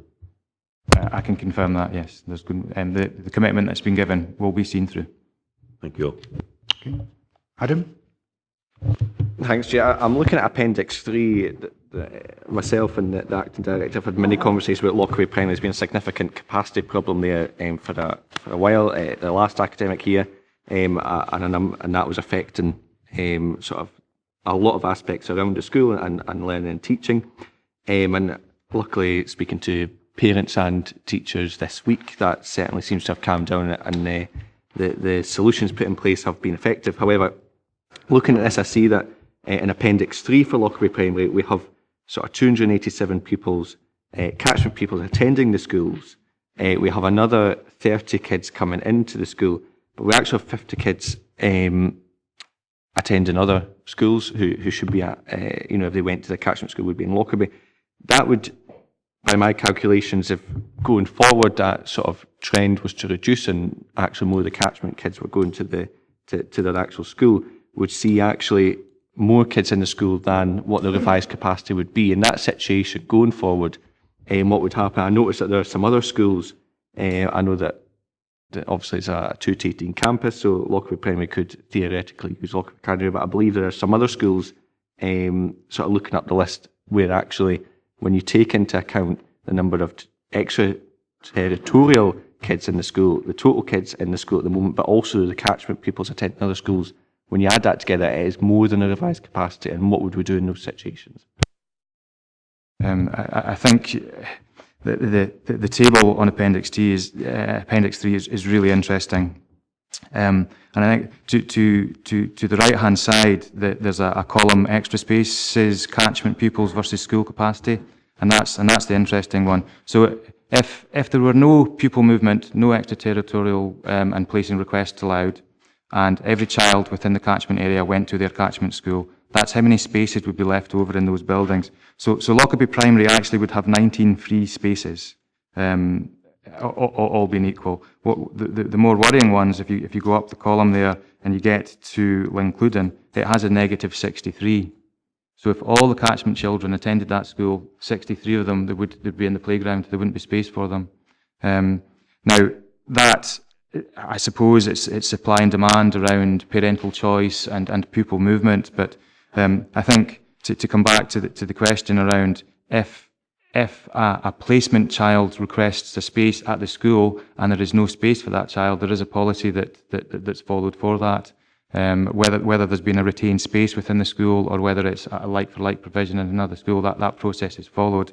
Where where the school's catchment area has increased in volume of housing. There's the plan and gain process to allow funding to come in to actually make the school larger. There's quite a lot of intricacies around about how all of those details work, but looking down towards the right-hand side of the table, it does show you that overall within Dumfries and Galloway, we have nearly 4,000 more seats in classrooms than we have children. Now, you can take what you want from that, but it's very difficult in some situations where you can't move seats to another classroom. But it's classrooms that we're dealing with, so it's a very inefficient model. But it's a model that is built from a Victorian era where we have lots of small schools, whether they're urban, whether they're rural, and this I suppose highlights some of that across the board.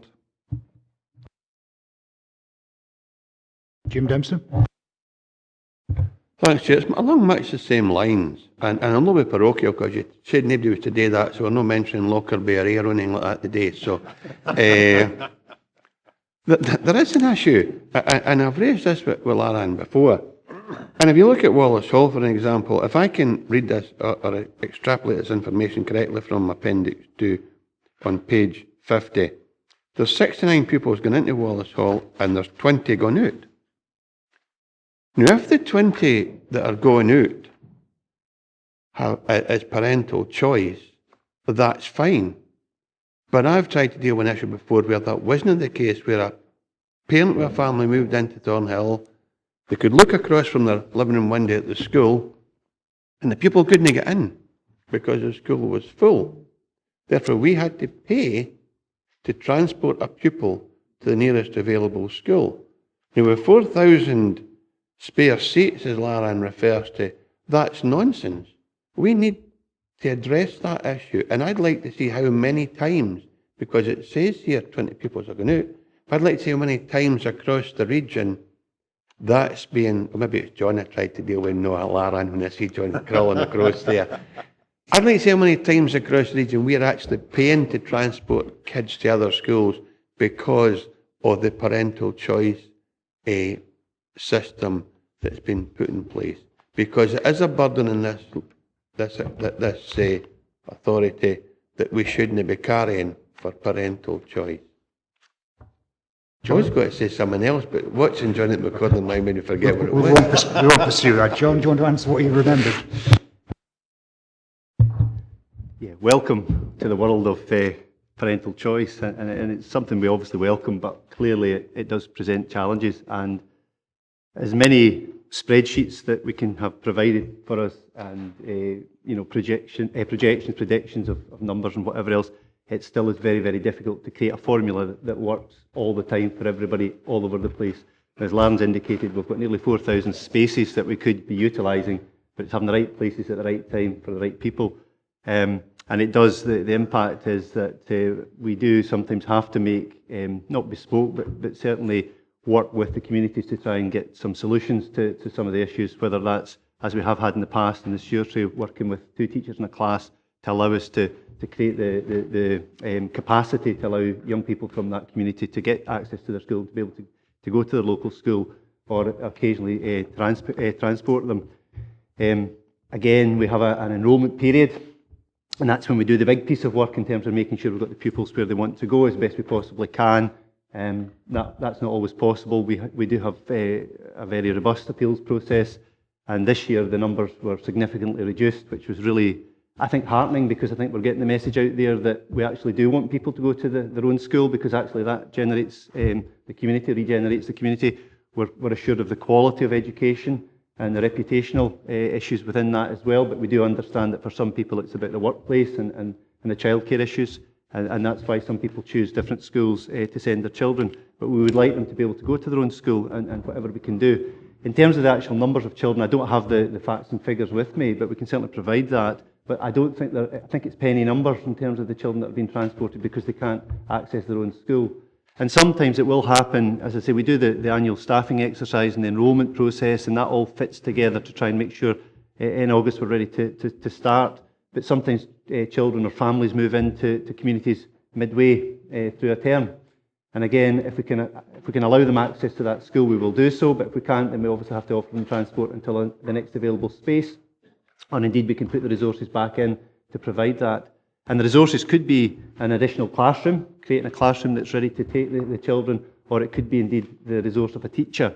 And that can be sometimes more challenging than actually creating the classroom, because as we can see, many of our schools have not used all their capacity. So it's a difficult one. It's a difficult one to get right all the time, but we do try and work as best we possibly can with the families, with the communities, with the schools, with the state team to make sure that we're trying to provide where people want to go, that we can actually provide that, but it's not always an easy one to square the circle. Aye, that's the conversation I had with John the last time. The only thing I'll say about it is we should recognise that there are some schools that are what they call pressured, and to digress completely, I'm like many members, I'm interested in social housing and welfare, and at the time right to buy social housing was rife, the social landlords were allowed in some cases to refuse to sell on the basis of pressured areas or pressured area status. Now we should be recognising where schools are pressured, where some schools advertise and try and attract people to ensure that their school remains the top of the pile, when in effect, that's fine, as long as it does not impact on the budget of their school, and that's something that we should try and manage. And if that means doing pressured area status for certain schools and protecting spaces for a natural flow of people, because it is a shame if a child moves into an area trying to establish new friends, new acquaintances, a new life, and he or she alone is shipped away 7 miles to another school because there's a busload of 69 coming from somewhere else. I don't think it's right, and I understand exactly the sentiment, and I've had the long conversation with John, but there are some times when we need to look at this in a more strategic way and try and protect spaces for people who genuinely want to move into the area, create a family life there and a family environment, and we shouldn't be denying them access to the school on the basis that somebody from somewhere else has asked for a place first. Yeah, I think that has been noted, yeah. Ivor? Chair, I note that some of these figures show that we're actually going to have more kids in the school than we have capacity for. Whether that works out through school movements, but the one I noticed first was Belmont. We're reducing the capacity from 324 to 291, yet with 299 kids. Are we stacking problems up for ourselves? And I don't want to mention it, but Northwest Campus, compared to school capacity, we have 102 or 111%, depending on role, against your catchment pupils. So have we built that too small? Yeah, in relation to Belmont, well, actually in relation to all of the schools across the numbers here, the school roll that's indicated in the column is the September 2017 census. So actually the roles are significantly different in some cases. So in Belmont's case, they have less children than capacity, so they do actually fit within those numbers. The Northwest Community Campus one, I think in reference to all through campuses, there is availability for the management team within those establishments to look at other spaces within those schools to use for the general purpose element. So the Scottish Government guidance that came out indicated that a school between 1 and 7 classrooms should have 1 GP, 8 to 14 should have 2 general purpose rooms, etc. In the case of North West Campus, there were 14 primary classrooms within the design of that, and 3 dedicated general purpose spaces for the primary school. One of those general purpose rooms has been used as a classroom. Now, they still have the 2 general purpose rooms that they have access to, but actually, in relation to the other all-through schools or shared campuses, they do have access to more specialist spaces that, if the management arrangements within the school allow that to happen, then they can get down the corridor to the art department, to music, to drama, to technical, to HE. And it's some of these activities that the essence of the Scottish Government guidance was to protect that ability to have a space that was dedicated to something other than the normal classroom practice. Ronnie Nicholson. I think both John and Lauren has touched on the matter regarding the high number of pupils, catchment pupils attending other schools in Lorry and Lincluden. It's, total number 333 pupils out of the two small schools attending other, in that catchment area, attending other schools. And it might be worthwhile, I know you try and drill down to find out the reasoning why, but it might be worthwhile doing see if there's any other way we can, get that information so that we can use it in the future. In the North West campus, I do know there are other spaces, but part of the reasoning was that some of the schools up in North West, up in Lochside and that, they were nowhere near the capacity, and that's because other people are going outside the area. So therefore, hopefully, once all the dust settled, and it will be a fantastic campus. It will be a facility to be proud of.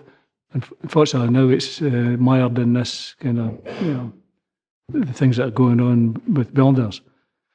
But I do know, and I take Ivor's point there as well, but there's, in some of the schools, I believe there's, like primary 1 classes, they've got 2 classes, 2 teachers, in other words, so therefore that gives them more capacity for pupils. Now, I don't know whether that's the right way to do things, but it must be educationally sound, or you wouldn't be doing it, I take it. But so some of the schools, even although they seem as if they don't have extra classes, they have extra 2 teachers in 1 class.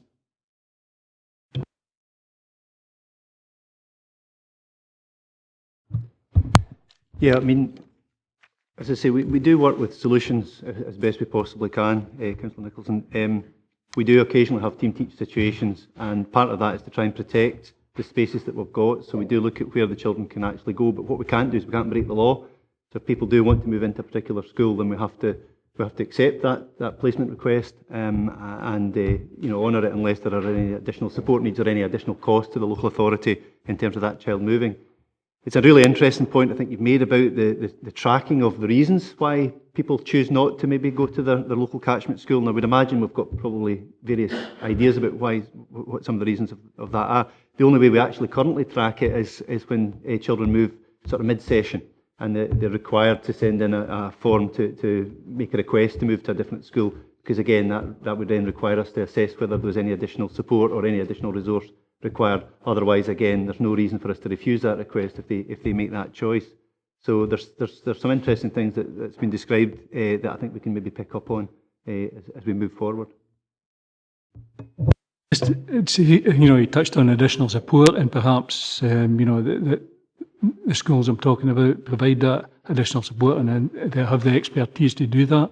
Maybe that's why you've got, I think it's 130 odd or something like that, people actually from outside the territory coming in. You've got 333 going out, but you've got 148 or something like that coming in. So perhaps it's the type of support that's provided in them areas that provide that expertise, but it'd be good to know that, and it'd be good to know why, drill that down a bit further. Katie? Thank you. Both of my questions have kind of been covered, but I'll just go over just one point on each. In terms of our reduced capacity versus the numbers, we touched on Belmont and the fact that their role has gone down, and we looked at the North West campus. Noble Hill Primary is also the third one. Has that role gone down as well? Because obviously that was the third one on the list there that Ivor picked up on. And my second point was also tracking as to why pupils move. Without going into specific details, I am a parent who chose mid-session to move my child out of a school. Yes, I had to fill out a form, but at no point did the head teacher of the school I was moving from contact me, and at no point did officers contact me to ask the reasons. And I'm sure we've all got examples within our wards where there's a reputation of our schools where pupils move from one school to the other. A few years later, it changes and pupils all seem to migrate. And how are we, as a councillor, keeping on top of those reasons? Is there, or should there be, follow-up as to what's actually going on, because often parents, if there is an issue within the school, they won't want to necessarily bring it up because they don't want their child to be made different. They just want the very best for their child, so therefore they may not always put down on these specific black and white forms because they may feel that there might be ramifications on their child. So how can we ensure that we're really monitoring closely the reasons why parents and children are choosing to move schools? As I say, I'm well aware that movements can go both ways, and it is a really fluid situation and not an easy one, but just because something's not easy doesn't mean that we shouldn't actually look at trying to find a way forward. John?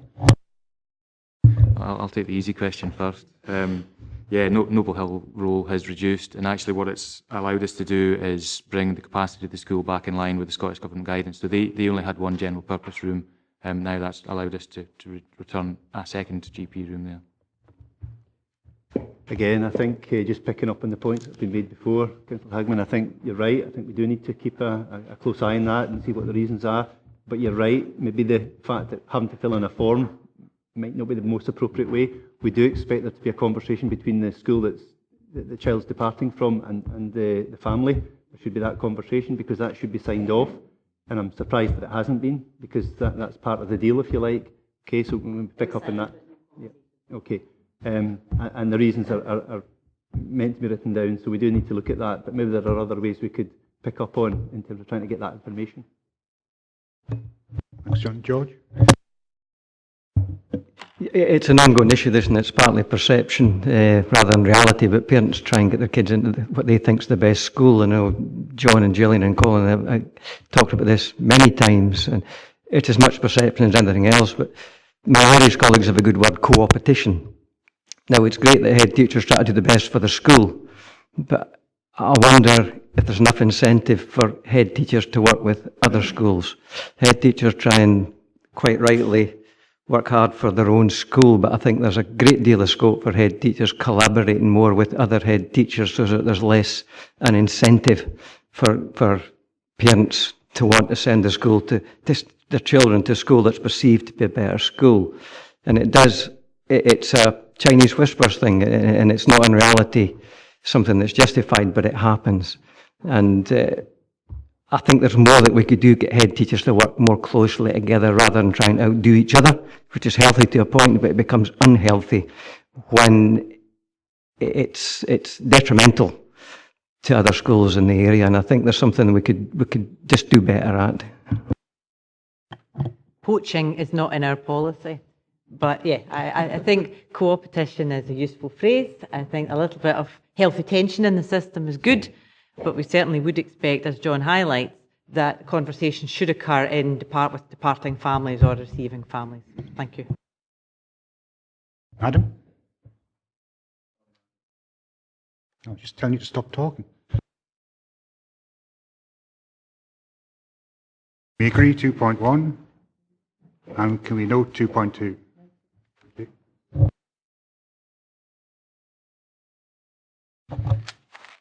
Moving on to item 9, the Director's End of Year Assessment. This is the performance report for the Civil Director for the year ending in March 2018, showing performance in relation to the 58 KPIs and 9 projects contained in the Business Plan 2016 to 18. There are 3 KPIs where the required standard performance has not been met. Action taken to improve performance in these areas is shown in Appendix 2. The report also presents educational attainment in Appendix 3, and additional performance information for lifelong learning and wellbeing is shown in Appendix 4.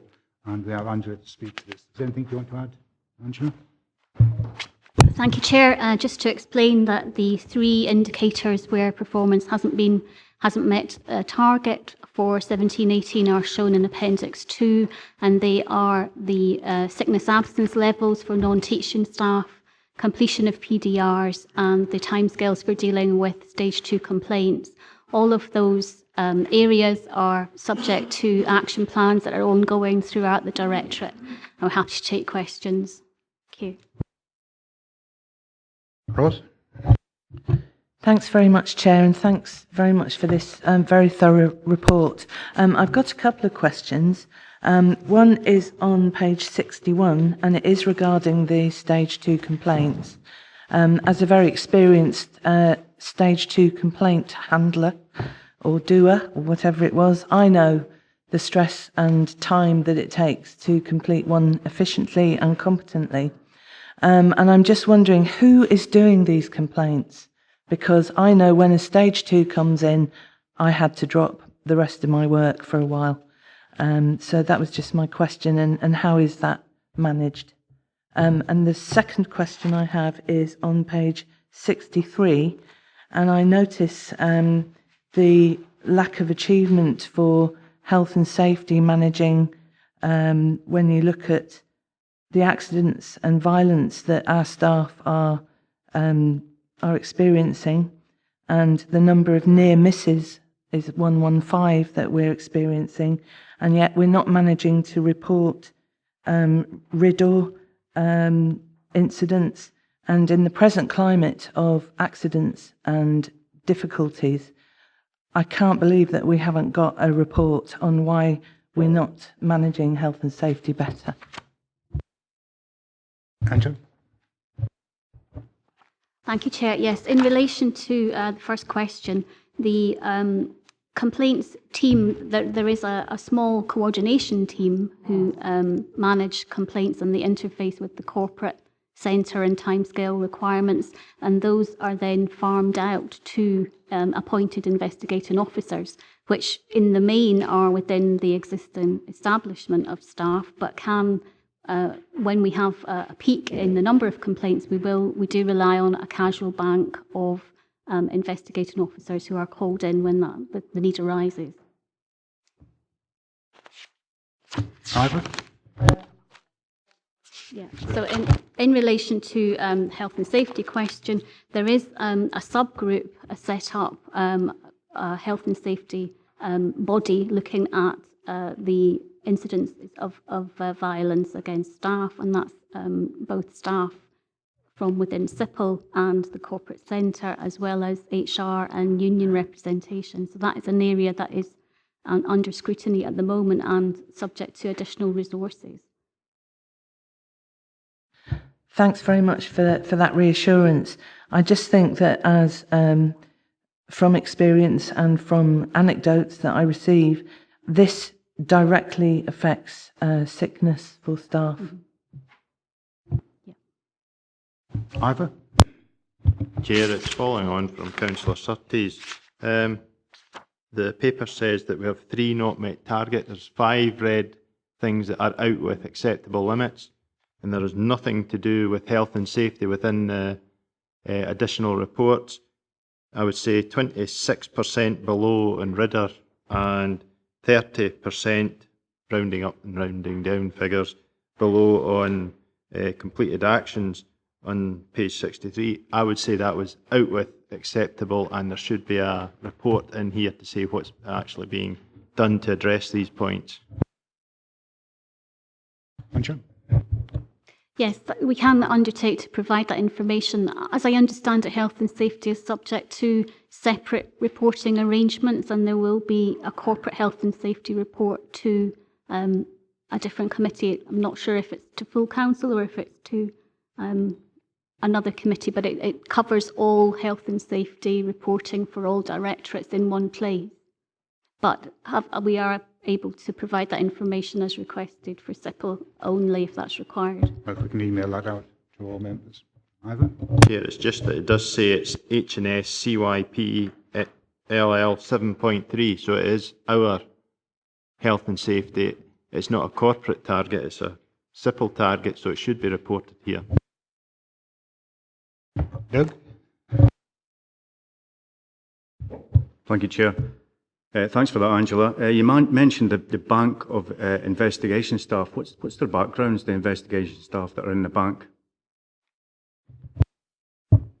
I believe that we have 2 active members of staff in that bank, and they have, in one particular case, it's a police background, and I'm not sure, I would need to check the background of the other, but these were recruited for particular skill set, which means that they've done this type of work in the past. So I am assured that they are providing an effective service. When we need to call on them, it is minimal because we try to maintain ownership of complaints within the service, but occasionally we do need that additional resource. Thanks, Chair. Okay, can we move to the recommendations? We're asked to 2.1, review the overall summary. I think we've done that. 2.2, scrutinise the exception report in Appendix 2 with the additional exception report on health and safety. On 2.3, note the attainment summary. And 2.4, note the performance summary. Happy to do that? Okay. So if we move on to Item 10, the Children, Young People and Lifelong Learning Services Business Plan 2018-19 to 2022-23. The report presents a new business plan for the CYPLL Directorate, which will run from 2018 to 23. This reflects the role of CYPLL in delivering the Council plan. Members were invited to a seminar to discuss the business plan in detail on 24th of August 2018, and the appendices to the report present the full business plan, CYPLL's new key performance targets and measures, workforce planning detail in Appendix B in the Directorate's annual revenue report, budget for 2018-19 in Appendix C. And having spent a good deal of Sunday afternoon reading through this, it's an awful lot of very interesting information in terms of showing just the breadth of the CYPLL Directorate's responsibility. And it's yourself to speak to it, Angela. Yes, I don't have anything to add. Thank you, Chair. I'm just happy to take questions. Members? No? Okay. We move to the recommendation. Can we agree 2.1 and 2.2? Okay.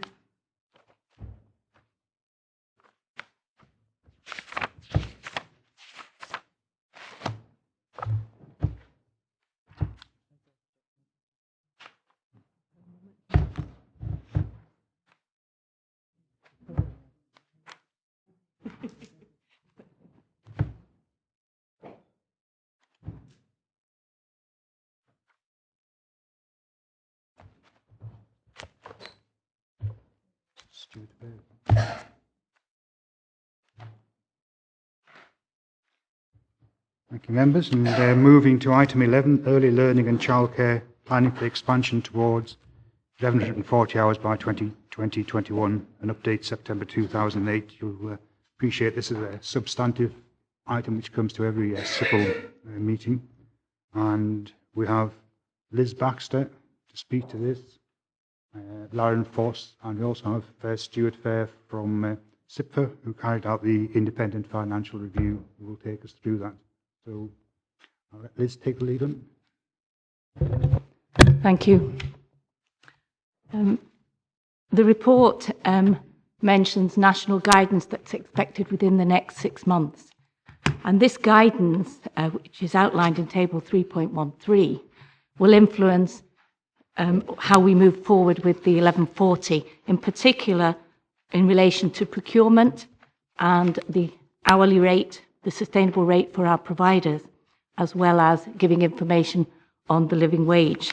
So whilst we had expected to open procurement following the agreement of the sustainable rate, we're asking for a delay in that procurement to take account of the national guidance. And the guidance is meant to be more streamlined and simple for everyone to follow, so I think it would be astute to actually wait for that. Now, the anticipated timescale is November, and we do have another committee at the end of November, and we would hope to have that information to bring back to committee. Should we not have that information, then I think we would need to make interim arrangements for the providers who will be providing in the Annan area in January to provide 1140. But most of the report is to do with the finance and procurement and obviously the capital investment in Stranraer and capital funds. So I would like to pass on to Stuart, who did the independent financial review, so that he could give you a review of his findings. Thank you. Thank you, Liz. Thanks, Chair. Good afternoon, members. The objective of the independent review was to develop an understanding of the cost of service provision for partner providers in Dumfries and Galloway, to understand the cost pressures and the differences between the different providers in terms of sectoral providers, between private commercial providers and not-for-profit voluntary sector providers, and to use that information to develop appropriate payment rates that would incorporate no change position to the financial modelling where the 2020 recommendations from central government were to be implemented in full.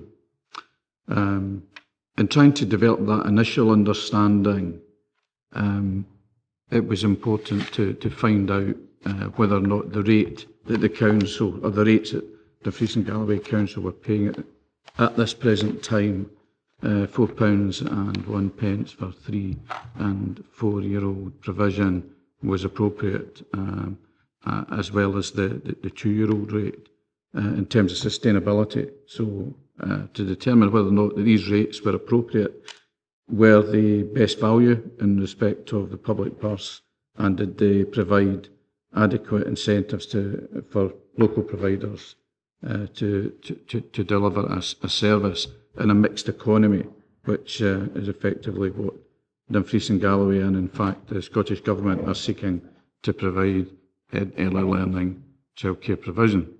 So to do that, to gather evidence,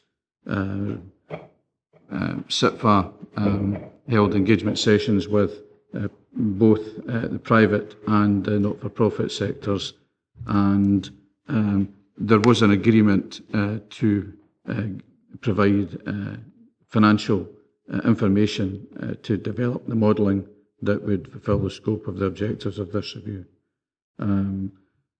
We were able to capture evidence from all over the area in terms of all the voluntary providers, although there was some difficulty in getting full engagement from the voluntary not-for-profit sector. We invited from the 24 providers in scope, we were only able to manage 5 engagement visits to try and get some deeper insight. For the remaining 19 providers, we had to rely on the information that was provided to Oscar, the charity regulator. In terms of the private sector, we were only able to get financial information from 9 out of the 20 current providers in scope. And whilst that was disappointing, and there were some limitations on the information that was received, given the age of the financial information provided, we were still able to form a view on the actual business modelling that are deployed and the financial sustainability of these entities. In terms of our overall findings, we found that the rate that the council was providing at the moment was financially sustainable. The average profitability in the private sector was 12% before directors' drawings, and 4% in terms of voluntary not-for-profit organisations. Whilst they were delivering the same potential outcome for children, there was some real differences in the way these sectors provide that service in terms of the cost base, in terms of the rates of pay, in terms of the property costs incurred, and in terms of the investment that was there. We also looked at the council's provision and looked behind the costs that the council were incurring. In terms of the overall average cost per hour across all of the sectors, including the council, we found that the range from top to bottom was just over £1. So there was some consistency in the actual average unit costs in a sense, but the real causal cost drivers to it were very, very different. In terms of ascertaining an appropriate rate to incorporate the elements of Scottish Government policy, we had to compartmentalise the potential costs. So to model it, to work out what the impact would be on all the providers for the introduction of 1140 hours going from 600 hours. And it certainly was a surprise to us that in the private sector providers were only relying on the 600 rate in terms of 35% of their overall provision. So we're generating 65% out with of council fund or Scottish Government council funding assistance, and they were able to charge rates up to, and some were charging rates up to 9%, £9 per hour, which was approximately double the average rate that the not-for-profit voluntary sector were providing. That said, the private sector were providing a range of very flexible options, which engage a significant number of children. It's anticipated that the move to 1140 would deliver significant benefits in terms of the outgoings for many parents that were seeking for private sector provision. And in that, we were trying to look at what would be a no detriment position. So there's a range of rates, and they're outlined in the report, that would seek to deliver a no change position to their business modelling, where these providers wanting to provide the 1140 hours that were to be funded. And it's certainly their own gift to do that. It's CIPFA's opinion that there's a sufficiency of a mixed economy provision at Dumfries and Galloway to absorb some changes in that. So in terms of recommendation, to go to 1140, including elements of the government policy, which was living wage adjustment to provide for a minimum living wage of £8.75 an hour. The very fact that to move from 600 hours funding to 1140 would necessitate 6-hour days and a lunch and snack requirement, and to account for the business rates adjustment that the Scottish Government announced at the start of this financial year in terms of relief for nursery provision. We decided that the optimum rate would be to move £4 in one up to £4.74, and to adjust, to make further adjustments to that, subject to and contingent only to the Scottish Government funding these adjustments. For instance, the living wage adjustment it would certainly be certainly contingent to Scottish Government adjustment funding. So we were recommending a rate of £5.35. Should the providers only want to provide 600 hours, we would recommend that Dumfries and Galloway uprate the current rates by the inflation over the period that we looked at the financial accounts, and that the great majority of the financial accounts that were submitted for review ended in July 2017. So to get from July 2017 to today would require an uplift of approximately 2.2%, which is an inflationary pressure. So in terms of the overall recommendations, we found evidence to suggest that the current rates provided were sustainable, that the private sector providers were certainly providing good going concern businesses. There was more stress on the not-for-profit voluntary sector businesses, and that we could see that in a weaker average profitability rate of 4%. And certainly Early Years Scotland, we know, are supporting some of these businesses with advice and support. We feel that there's some vulnerability in the voluntary not-for-profit sectors. Some of the providers there. There were significant council cost differentials in some of the areas where nursery provision is provided, but we were more than satisfied that these cost differentials are nothing to do with efficiency. The loss of wraparound is the biggest potential threat to providers for for Scottish Government 1140 hours to be funded. Given the fact that 65% of the private sector providers generated their income out with that funded requirement, suggests that the 1140 would certainly represent a major issue. We noticed that some of these providers were already gearing up for the change, and indeed some were gearing up for expansion. So it looks as if there's a sustainable mixed economy in Dumfries and Galloway, and there's a good level of engagement between the council and its partner providers. And the rates that we have recommended within the report, and you'll see that on page 17, reflect with and without adjustment for the living wage. So in essence, that there's no detriment, there should be no detriment to the business modelling for both components of partner providers.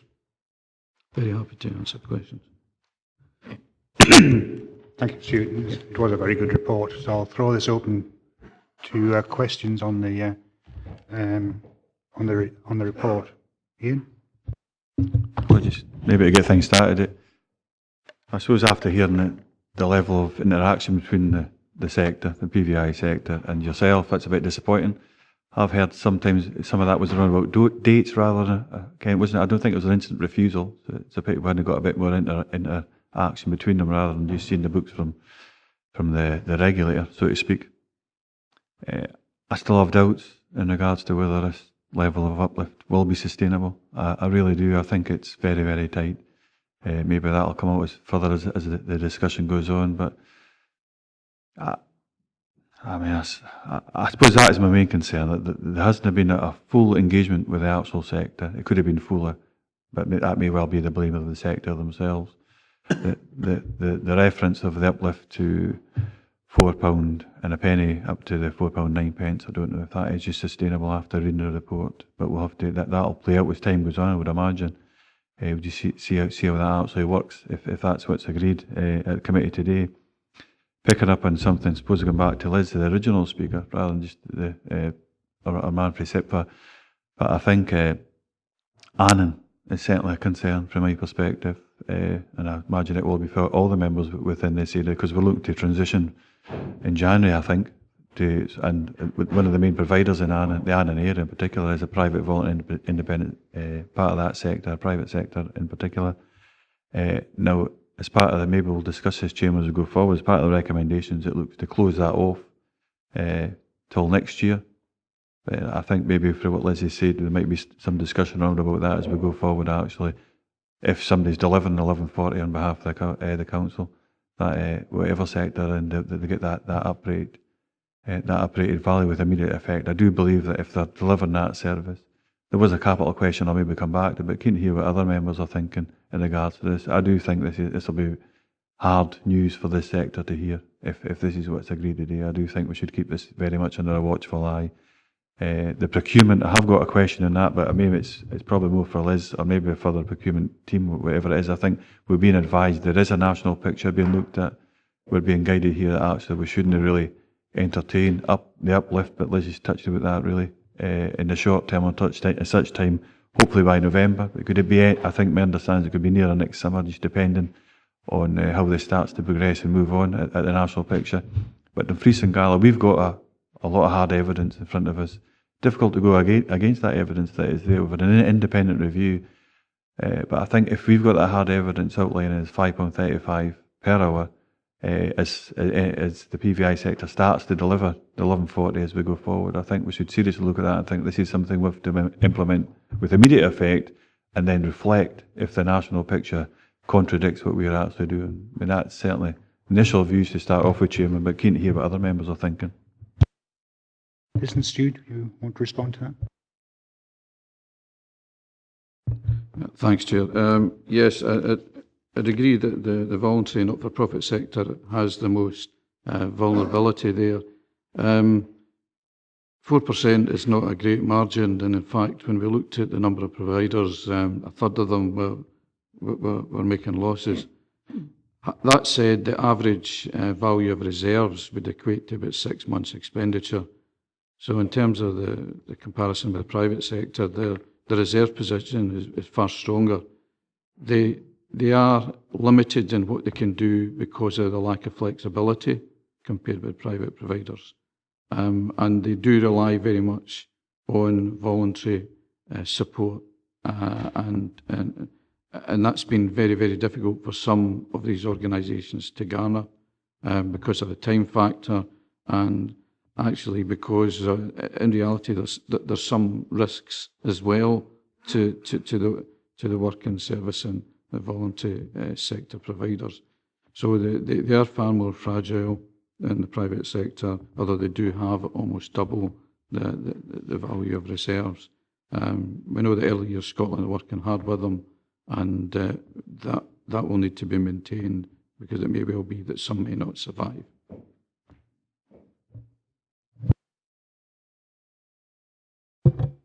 I'd just like to say that the providers that are currently with us have signed contracts until July, because an agreement was made at the last committee to backdate any uplift from August.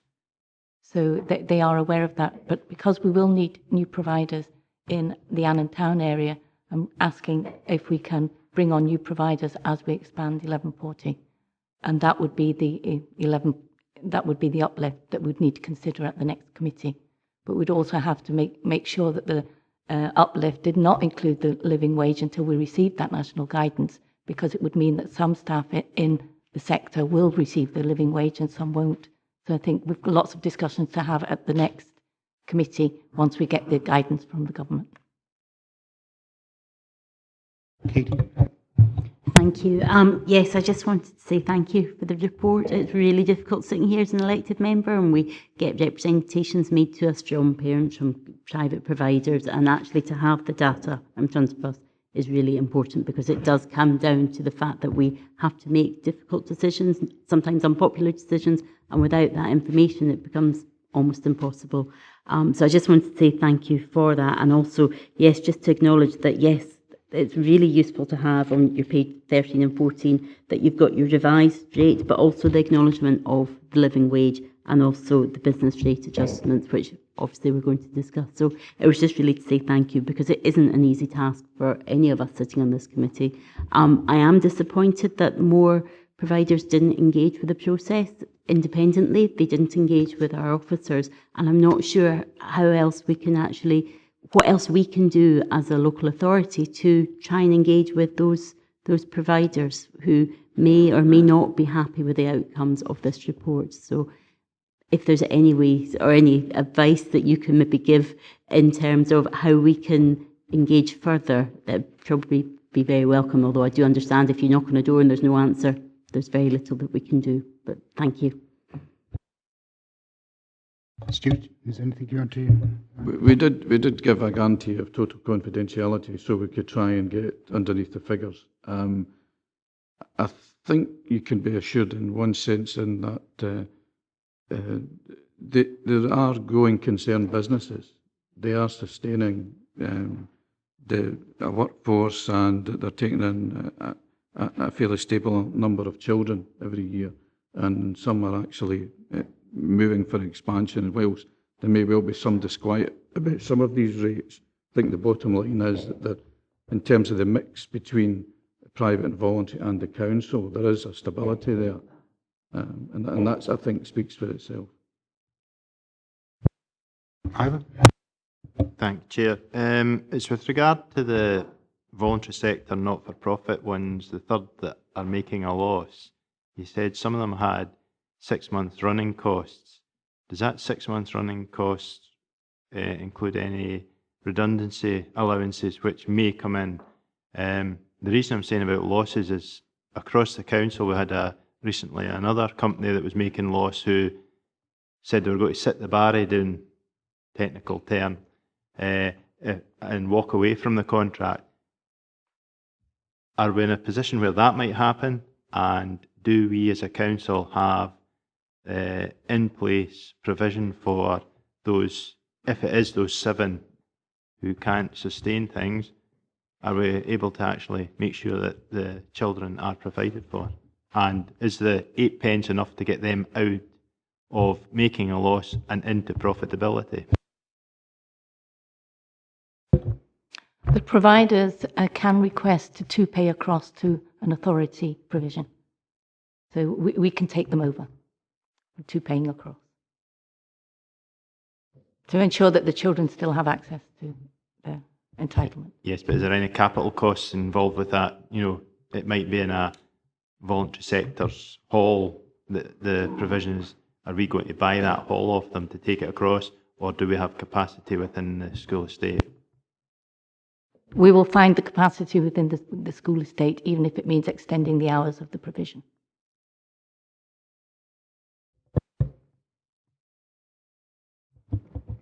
Again, early learning is really important, and it's acknowledged that it's one of the most important steps into education. And by parents with young children, it may be their first experience of their child going into education. So my query is, the information that's given to parents, given that this is the first time their child's gone to education, advice on the quality of the provision. Some will just look at logistics, where is the most convenient place to send them, but what's most important is after the early learning and they go into transition into primary school, that all children are coming in at the same place, if you like. And I know from personal experience, the knowledge of parents might just be the extent that my children's enjoying our preschool, but is it delivering the quality of education, nurturing, social, all the rest of it? Is there an equality of provision, and how do you monitor that? And last, how do you advise parents with young children on what to be looking out for? Well, the new national standards are coming in for 1140, and all providers will have to meet the same standard, whether they're a private voluntary or a childminder has to meet those national standards. And included in that, to be a funded provider with the council, they have to have a grade of good or above. So nationally, we're using Care Inspectorate, there will be that quality assured. Thank you. Ian? I think that Ivor brought up an important point there. Say it was the default position and actually a number of these not-for-profit organisations folded. And that goes back to, and this is the point I brought up earlier, but the sustainability is what we're looking at. Is £4 and 9 pence enough? I don't personally think it is, but we'll maybe get into that later detail, probably in November time, get right in the crux of that. But all of a sudden, we're paying £5.17 per hour to our own. That's what it's supposed to cost us. I think there's questions around about that as well, whether that's a true reflection of what it actually is. But we'll go for a £4 a penny, paying £4 a penny, £4.9p up to £5.17 just overnight if we do take in-house, if that contingency plan has to take place. I just think there's a whole load of arguments around this, that we're a 4% margin for a not-for-profit company, that some of them running at a loss. I just think we have to keep a careful eye on this. Maybe it's the November committee where this will be bottomed out properly, because I think going back to the procurement question, it wasn't really answered earlier when it comes to the transition in Annan area in particular. That's already been highlighted by Liz, but I think that when it comes to that, we're looking at 2.2, bringing that on board, but as soon as we start that, if we agree the recommendations the way they are, the way they're presented, we wouldn't be able to pay them until later on, is my understanding. They wouldn't actually kick in. So I think we have to reflect that as we go on the decision making, but I think if we're seeing a committee paper coming back to November, we'll really have to drill into this to get a full understanding how the impact this will have on the delivery of the 1140 hours, including the PVI sector. It is in our national guidance. We must abide by it. They are a part of that. They must be part of that. Scottish Government's been clear about that. And I think it's important that we do it with the best information that we can get. We do work in partnership with the PVI sector, but until the children actually enrol for their places, we can't predict where parents wish to send their children. Okay, so there are no more questions on the financial review. Can we move to 3.2, capital investment for early learning and childcare provision in Stranraer? And this is Liz and Lauren.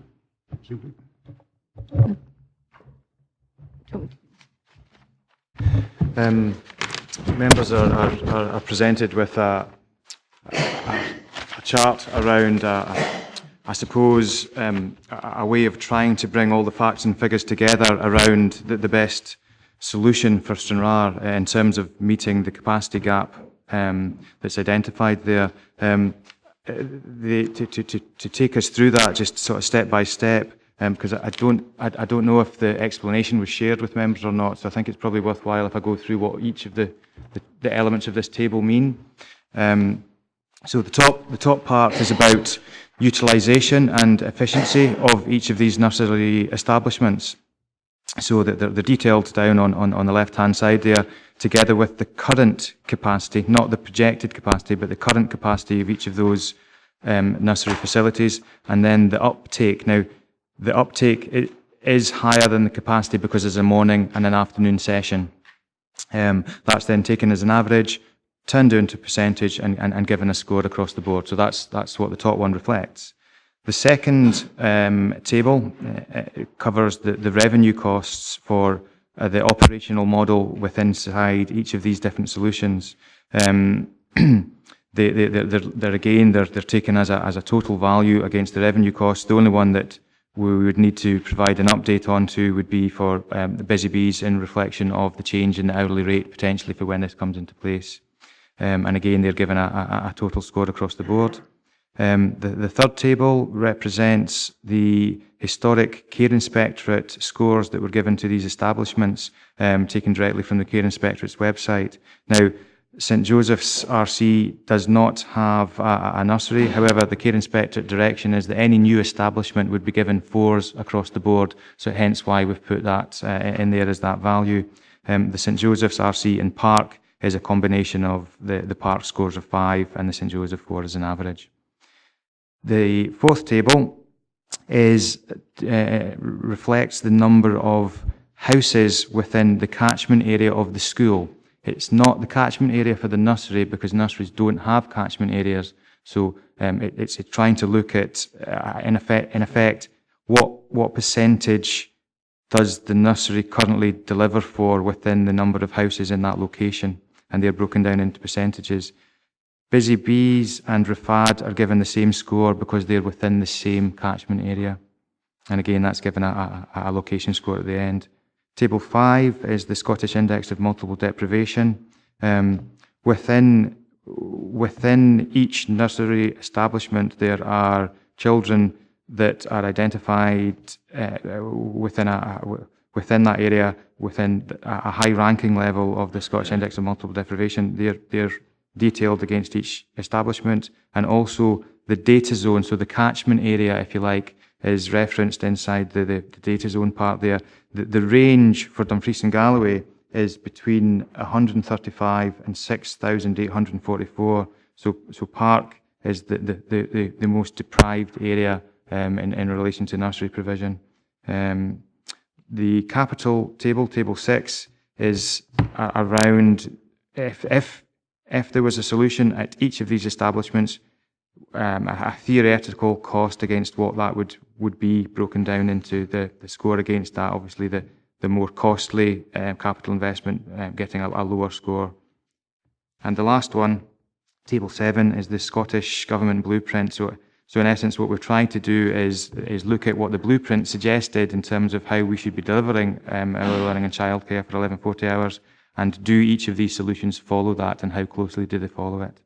And at the end of all of this facts and figures finding, there's an overall score given to each of the establishments. The higher the number, I suppose, the more logical, formula-driven reason for that establishment having the nursery located in those locations. But happy to take any questions on it. Lauren, Ross, you want in?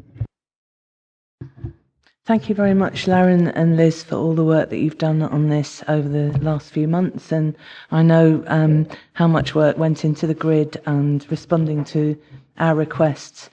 Brace yourselves, because here's the pitch, folks, because as you know, the task was given to the 4 members from Ward 1 to come up with recommendations based on local knowledge and working locally with the schools. I do believe, after a huge amount of work and time and energy, that the 4 members have come up with an agreement. And I do also note that the possible recommendation that we have does not appear in the paper. So this will be an interesting discussion. I will do my best to represent all 4 members, because within that agreement there are considerations for each of us, so there are variations. However, we have had a series of meetings with schools, particularly parent councils, because it's the parents' voice that we want to hear, because they represent the interests of the children. And the children were put at the forefront of our meetings and discussions.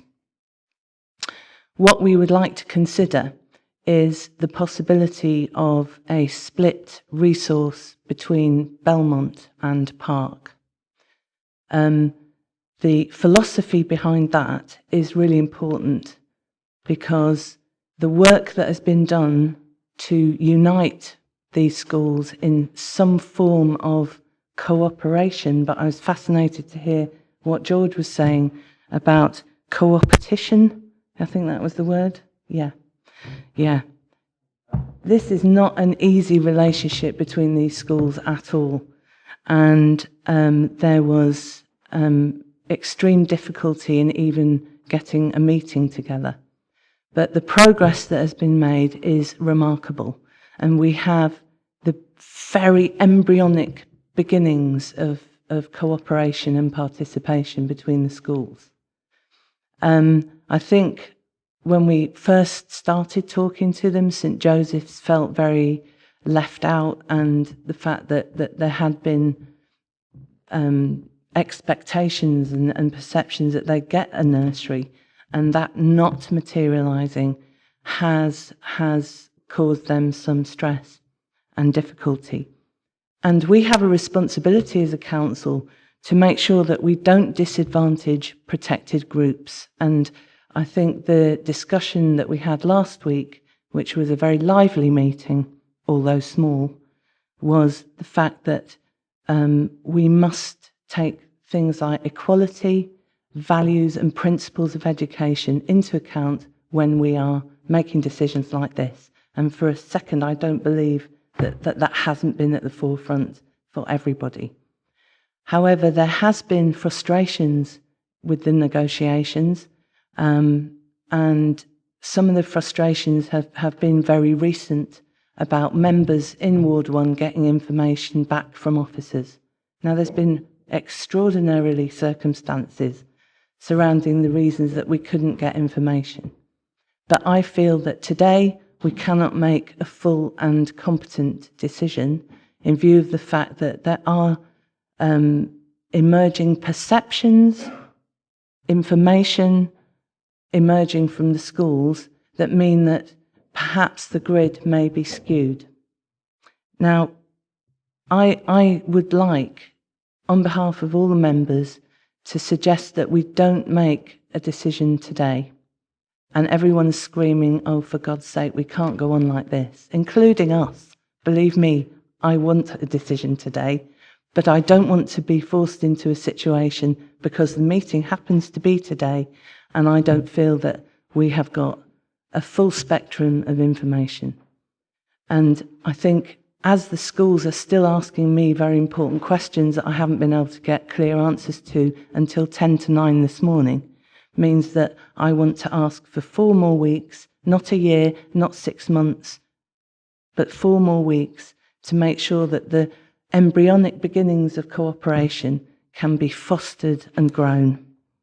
I think the choice between Park and Belmont will seal that cooperation. It's about doing what we are in Dumfries, which is the bridge. We're bridging gaps. We're bringing people together.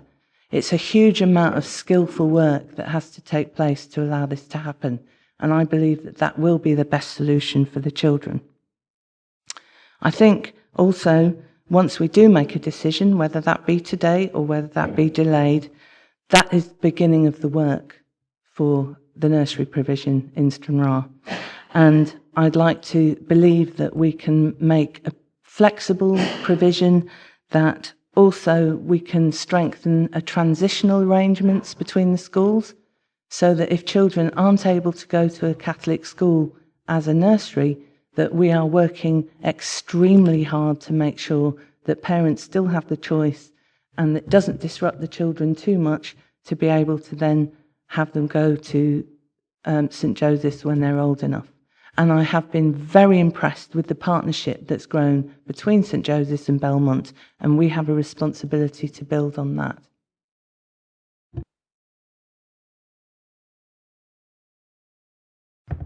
I think. Thank you, Councillor Giusti. Evict that man. I think to a large extent part of this hinges on Belmont having a spare classroom, isn't it? Yeah, sorry, I wasn't clear about that. Yesterday I was shown round Belmont, and they believe, and they do believe, that they will have a spare classroom, which would reduce the capital expenditure on having a nursery provision available at Belmont. All right, over to you.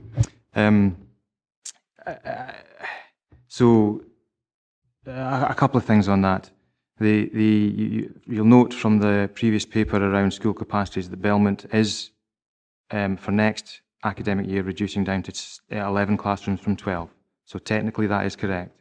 However, one of their existing 12 classrooms is a learning centre room that was taken over for a P1 class. Now, there has been loads of questions round about the learning centre provision and the capacity requirement that's required there, and it's been confirmed from colleagues that deal with that side of things that there is a need to have that other space returned to the learning centre. So yes, technically a room, there will be one less primary school classroom, however it would not be available for nursery provision.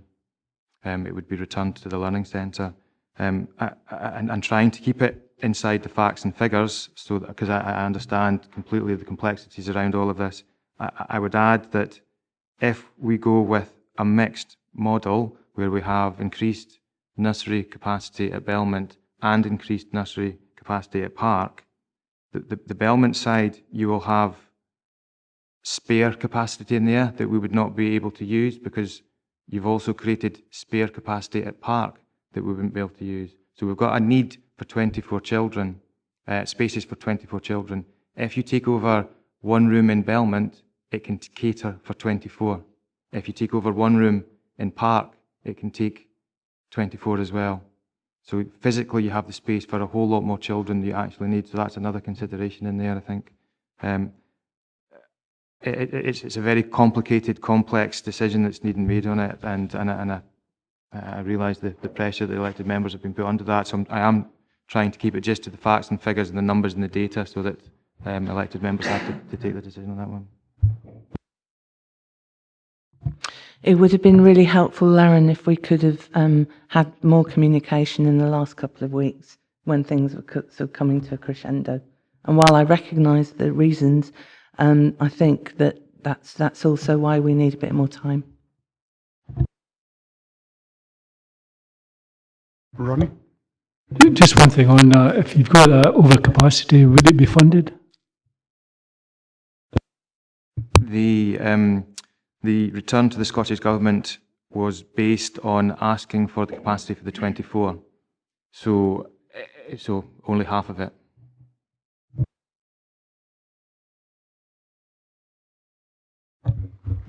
Chair, obviously the local members have got strong opinions about this, but we don't have enough information to support any sort of proposal at the moment on that proposal.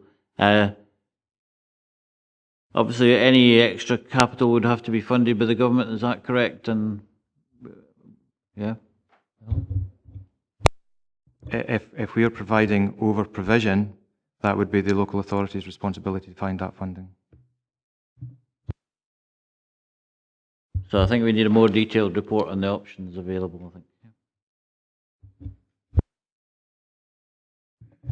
Thank you for letting me in, Chair. There's no point in me doubling up and saying what Rose has already said. We've got an embryo of an idea here. We're starting to get some mutual agreement within Stranraer. It was a very factionized state of affairs about 5 months ago. We've bridged the gap a little bit now. One of the questions I have regarding Belmont that Lauren gave us there. I was shown into a learning zone on Tuesday. Well, an area or a classroom that's been used as a learning zone. So, are you saying that they'll need a second learning zone, or? I'm getting a nod. Could I get a bit more information on that? Yes, we've had confirmation from Andy Majerison, who supports learning centres across the authority, that there is a demand for the second learning centre space to return to the learning centre. To come back on that, Chair, the classroom that's in question, this is getting very parochial. The classroom that's in question of being converted into nursery space is actually it's got divide. There's a artificial divide in it, that's soundproof, etc. So does that whole classroom, well, the two classrooms that's divided into, how does that work out? Or is this something that we'd have to look into in more depth? I'm not sure. I think the area you're talking about is within the learning centre, so the appropriate location for the additional nursery space would be next to the nursery, and there isn't a divide between that. In terms of physical work, I mean, everything is achievable. I think the decisions around, the facts are around there is not a reduction in classroom requirement in Belmont because it's got to go back to the learning centre. What are the risks involved in putting this back a month or 2 months to the next committee? Could it be done, or is it a case of this is going to cause a problem elsewhere, or is it just a case of it'll put the capital spend back into a future year? I knew you'd ask that. There's two answers, I guess. Yes and no.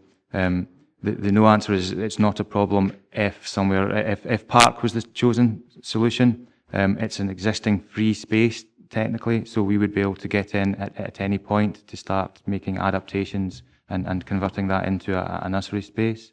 The only issue with Park as a solution is there's also investment planned there for the family centre, and ideally you would dovetail the two investment programmes together.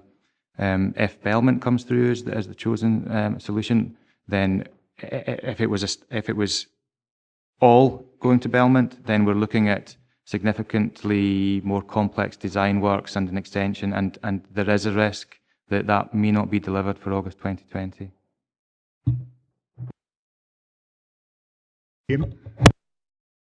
Thanks, Chair.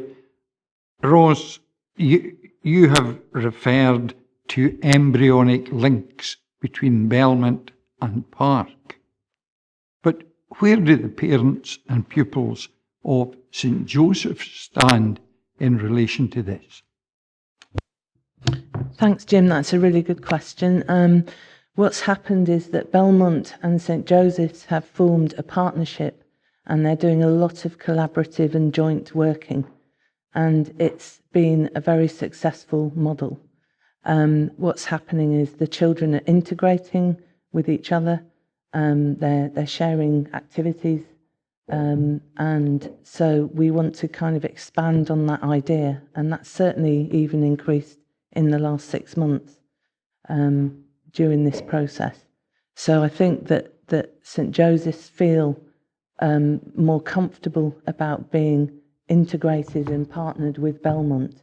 So if we had a split decision between Park and Belmont, then that partnership would become a three-way partnership. Does that make sense? I'm not sure if I answered your question. Are there any links between St Joseph's and Park? Not at the present time. Katie? Thank you. Once again, I'm going to say the phrase that I say often. It's not easy sitting as an elected member when you're trying to make really, really difficult decisions. a friend said to me when I put my name forward, what on earth are you putting your name forward? There's no money, everybody'll hate you. Do you know? And I think that sums up the situation that we do find ourselves in again. I'm just looking in terms of the financial side. We've got on the table before us the additional revenue costs, of which we're sitting at 99,000, is that correct? And for both Belmont and Park, but we're also looking at the capital investment.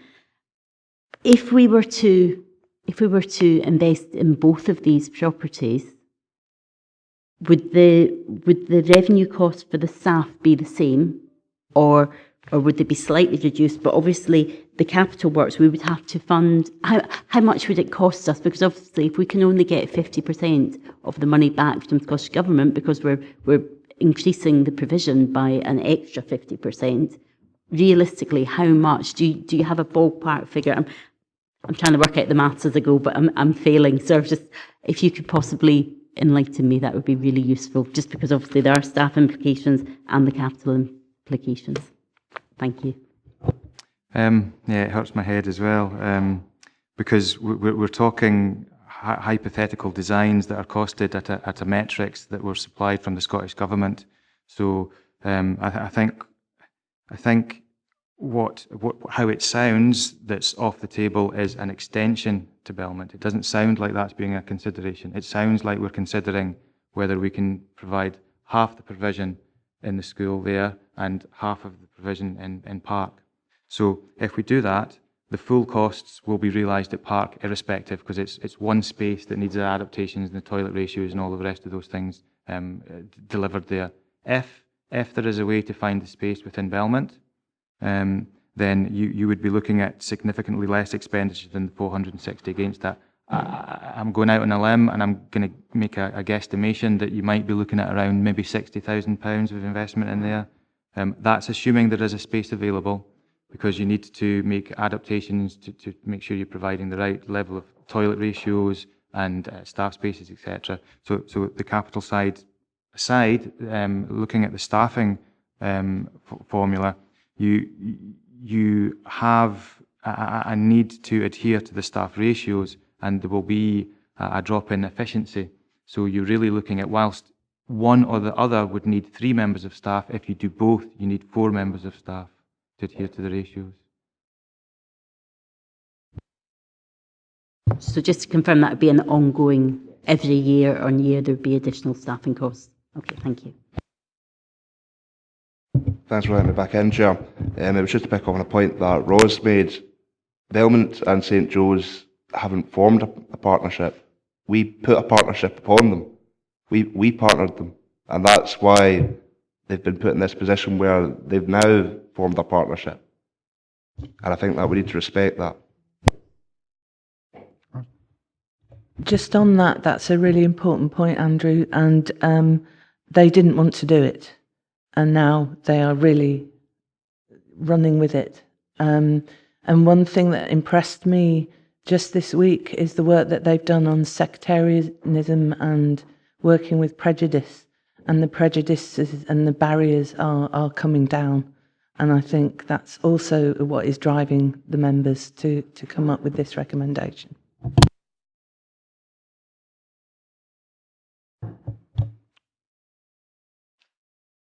Rob? Thank you, Chairman. I am sympathetic to this, without a doubt, and Ros has spoken persuasively about it. And I sometimes hate being this guy, but it honestly strikes me that while it is very attractive and the argument is persuasive, I'm not sure it's going to be deliverable, in all honesty. I think, if I've understood it correctly, we would run the risk of creating double the capacity we needed. At least one additional, will it be an FT, I guess, over and above the ratio we'd otherwise have. We might be depriving the learning centre of a room that it needs, or if we were not to do that, we'd either have to find another space, which is not clear at this point whether or not that exists, or I guess the nuclear option being effectively to extend the school. I don't think it really stacks up, I have to say. I suspect that you've come to the right conclusion in terms of where resources have to be apportioned. I'm not necessarily looking forward to a comfortable group meeting on Monday, but I think that perhaps it's a persuasive argument and it's a nice idea, but I'm not sure that it's actually practically deliverable, as effectively you've outlined. I'll leave that out there. Adam? Thanks, Chair. I think and obviously the main thing is this classroom that may or may not exist, and you've kind of answered my question in other forms, but I think just to be clear, obviously the room is going back to the Learning Centre, and you had referred to that, it was an agreement. It's still needed by the Learning Centre, am I right in saying that? And it will continue to be needed for the foreseeable future. It's not as if it's just going to be a year or 2 years, and that's absolutely correct. We're informed by colleagues that the need is lower down in the primary school, so that requirement will stay for those individuals all the way up through until they've left the primary school. What we can't predict is future numbers of children that would need support in that learning centre that aren't yet born, just because of the age range. But at this point in time, they are younger children, and they would require support all the way through their primary education. Ronnie?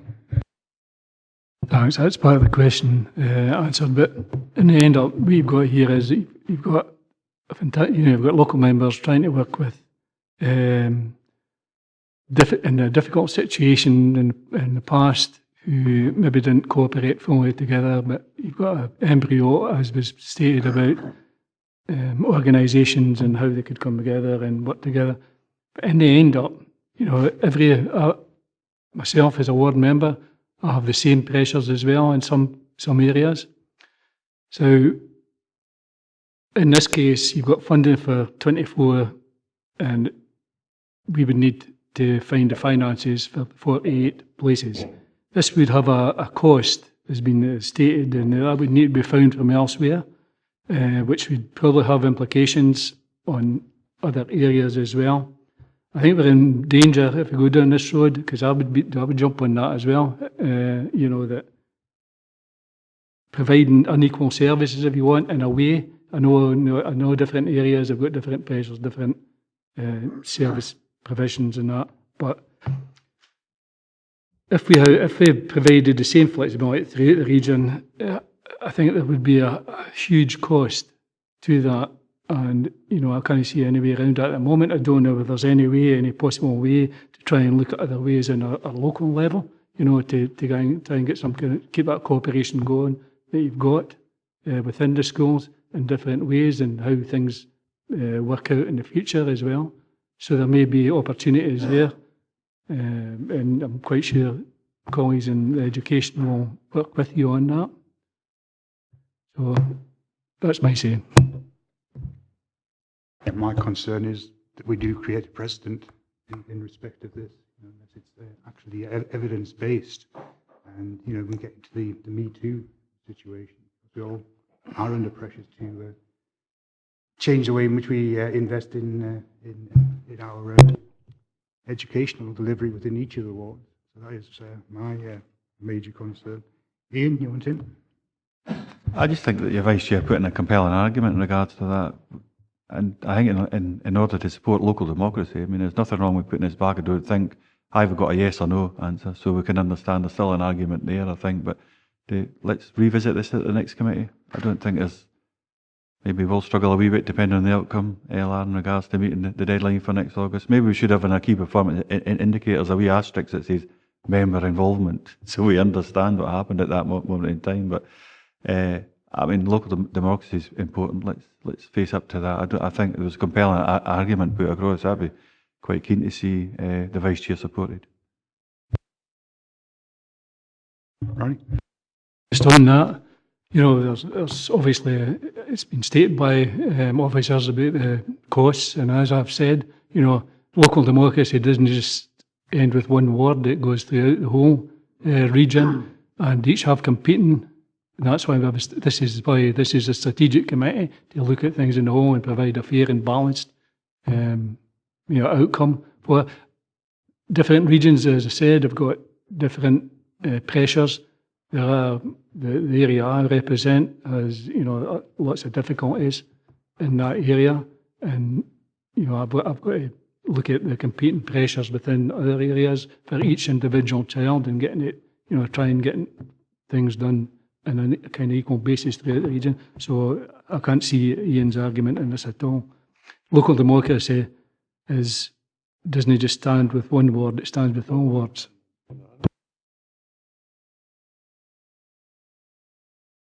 I think we could be arguing this backwards and forwards until midnight. I do think we need to make a decision on this. And just to reiterate, Lauren, any delay would actually impinge on the development of the family centre park. So the longer this goes on, the longer it is before we can actually begin developing that. Yeah, Chair, absolutely. There is always the option of delaying the family centre work and the consequences that brings. Ideally, you don't want to build a bridge from two different directions. You want it as one route. Rose, last chance. Okay, I'll be brief. I do think we've got a protected group involved here, and that is a very small Catholic school, and I do think that is unique in that, we need to make sure that we're looking at equality across the board.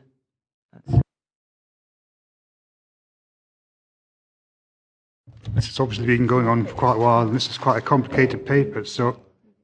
Oh, sorry. Just a quickie, Chair. I think the local members have put forward their case very well, but it's up to the whole committee to decide. They shouldn't worry about what the decision made today. Can I just suggest, I realise we've still got access to capital funding grants to discuss, that we go to the recommendations which pertain to the funding and to the capital investment in Stranraer, and then come back again and look at the access to capital funding grants, which hopefully won't be as controversial.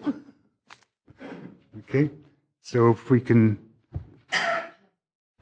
go to the recommendations, members are asked to 2.1, note a delay in procurement as outlined in section 3.12 to 3.16. Happy with that? 2.2, agree to bringing on new providers to align with the expansion of 1140 hours as outlined in section 3.16. Yeah. I suppose there was some points I brought up in that earlier, and I'll just try and put my case just so I can best understand it. I'm looking at page 234. Liz maybe covered it, it's maybe okay, but just make sure that if the points that I put across, if it's covered, then Liz can confirm that. But 1.54, if you look under the highlighted point, or underlined, sorry, it refers to there should be an increase, but the 1.55 actually states the argument against that for budget reasons, and that paragraph 3.16, I think it is within the report itself, is what we look at. 3.1.6, that is, that outlines the decision you look to make there. I got a reassurance earlier that actually the implementation would be funded with if any provider that comes forward. So I referred to Anna, but I'm actually talking region-wide here. So if any provider out with the council comes forward, that they should be, we're talking about the PVI sector in particular, that they should be paid at the appropriate level of remuneration, which is indicated as 5.35 when it comes to the delivery of the 1140 hours. Liz, you spoke about Anna in particular, but we have to obviously look at this strategically. So if it goes out with, but I know there will be an incredible pressure on Anna, and 39% of that service is delivered via the PVI sector in that area. So not being parochial, Chair, being strategic here, but I think we have to, if we agree it as it stands at recommendation to 2.2, I think that wouldn't happen. So I just need reassurance in regards to what Liz said, that, and if it needs to be reflected within the recommendations, that will be implemented. I think we need to wait and see what the guidance comes from government, and if it doesn't come in time for the November committee, I think this committee will need to make an agreement as to what that interim rate would be, and providers would get that from January. And we're talking 3 providers that we are aware of in the Annan area. We can make that decision in November, presumably. Thanks, Chairman. I think that's maybe fine, Chairman, but in as far as if we agree 2.2 the way it is, will that affect any potential decision in November? To me, it looks like we're making a decision now, or should that just be getting deferred until November? I think the 535 includes the living wage. So that would mean that some providers will be getting the living wage and some wouldn't. And that would probably cause issues for the employers or employees. Okay, can we agree 2.2 then? Chairman, I wonder, I mean, I don't fully understand. I hear what Liz is saying. I've asked a particular point. I mean, Chair, we've agreed it, so can we we've move not on? agreed it at all. I mean, We just have. That's incompetent, to say the least, Chairman, without being disrespectful. Because I've asked questions, I'm getting answers back in regards to in regards to clarity in 2.2. Chair, can I say that? Can I say to the point of you've moved to the recommendations? You've moved to the sorry, we moved to the recommendations, Chair. Can we go through the agreed 2.2? Can we go through? It's quite abusive, that, actually. But I'm trying to make the point, if we agree 2.2, going back to the November meeting, does that supersede or does it stop that decision potentially being made? That's the point I'm asking. I haven't had that question answered. I think we do need to wait on what the national guidance says and make the decision in November. Chairman, I would move that we defer 2.2 if that's the case to November. We don't need to agree that, is what I've just heard. We're agreeing to bring on new providers. Now, if the new providers, I assume that they will get an uplift in the hourly rate, but we need to open this to childminders, etc., in the Annan area, because we will be doing enrolment for Annan in October. So we need to know, they need to know if they can provide or not. Yeah. So I think that's separate, so we can agree to bring on new providers. Okay? Okay, 2.3, agree to the location of capital investment in Stranraer set out in section 3.2 and outlined in Appendix 1. I'd like to record my dissent. Chair, I would like to move that we defer this to the next committee, please, and we get more information back regarding the options at Belmont and further discussion with the parents. And I think parental choice needs to guide this a bit more than just a simple yea or nay here. Do you have a second? I'll second that. Oh, sorry, Rosa beat me. Okay, do you have any, Rob? Chair, happy to move recommendations. Okay, so we'll go to the vote. Ronnie Nixon. Ronnie? Just one thing. I mean, the costs won't change on the move. It still costs us more money. We still can't get the money for it from the Scottish Government, whether we agree to defer it or not. Thanks. Jim? Is there an issue about what purpose the information is for? I mean, why? I mean, we've been told they're more expensive, create additional pressures, additional stuff. What other information does the member need that he wants a motion for more information? Andrew? Chair, I've got parent councils that feel that they've been kept in the dark. They feel like they've not had the right information. They feel that the figures are flawed. Now, this isn't from me, this is from parent councils, this is from who I represent. So I would just like to cross every T and dot every I, as Andy Ferguson would say, and I would just to give them the clarity on what the decision is going to be and why we're making this decision in 2 months' time, if we go with my recommendation. And just to back that up, Jim, also, I think there is, the process has been very flawed. So.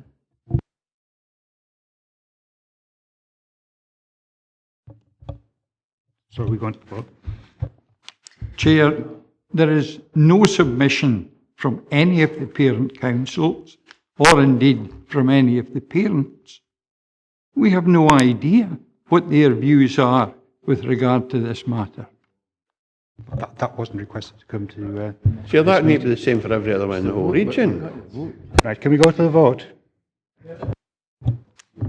Thank you, Chair. I have a motion put forward by Councillor Giusti and seconded by Councillor Surtees to defer recommendation 2.3 to another meeting in order to obtain further information on the options available and for consultation to take place with parents and parent councils.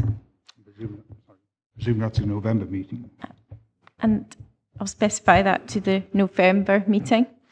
And an amendment put forward by Councillor Davidson and seconded by Councillor Nicholson to agree the recommendations as detailed in the report for 2.3. Everybody happy? Happy? Okay, we'll proceed to the vote. Councillor Lever. Amendment. Councillor Surtees. Motion. And Councillor Crothers, representing Councillor Ian Blake. Chair. I checked out with Fiona Brunidy. Ian Blake resigned immediately and Councillor Crothers is put on right away. But Councillor Blake apologies were given first thing this morning. I've just had a text Fiona Brown saying Councillor Crothers has took Ian Blake's position immediate effect. I didn't think that was right. We could do that. Lucy? As far as I was concerned, I understand Councillor Crothers was standing in for Ian Blake today. Chair, that's another thing, you can't stand in.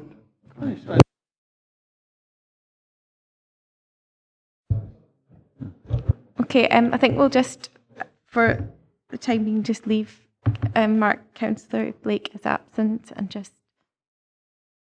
Just got a bit of clarity in Crothers regards have been to- formally appointed to the committee. I was appointed to this committee this morning. Councillor Blake was formally removed, so I'm a member of this committee. So it's just, that was done this morning. Is that what standing order says? Yeah. Can we check standing orders? In the meantime, we'll have a recess.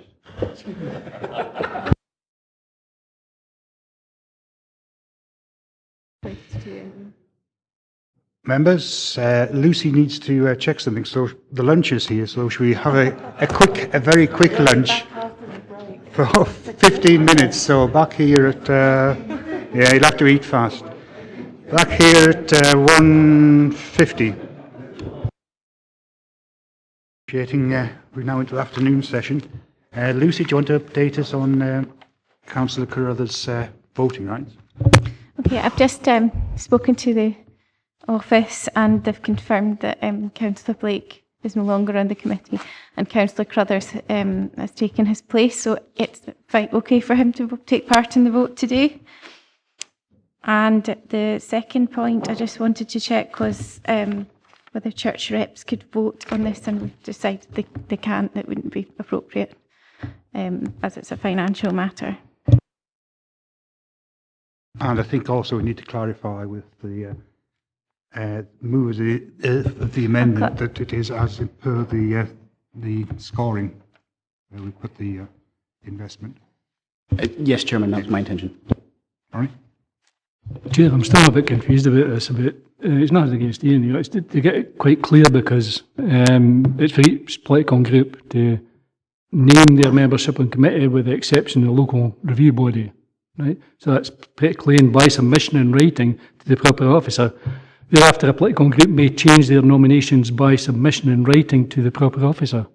So, you know, what was said at the start of this meeting was that Ian Blake had sent his apologies in and Ian Crothers was standing in for him. Now, changes to committee membership in relation to anticipated absence of a member can only be made in anticipated absence is likely to be for a period of 3 months. So it doesn't make sense what happened at the start.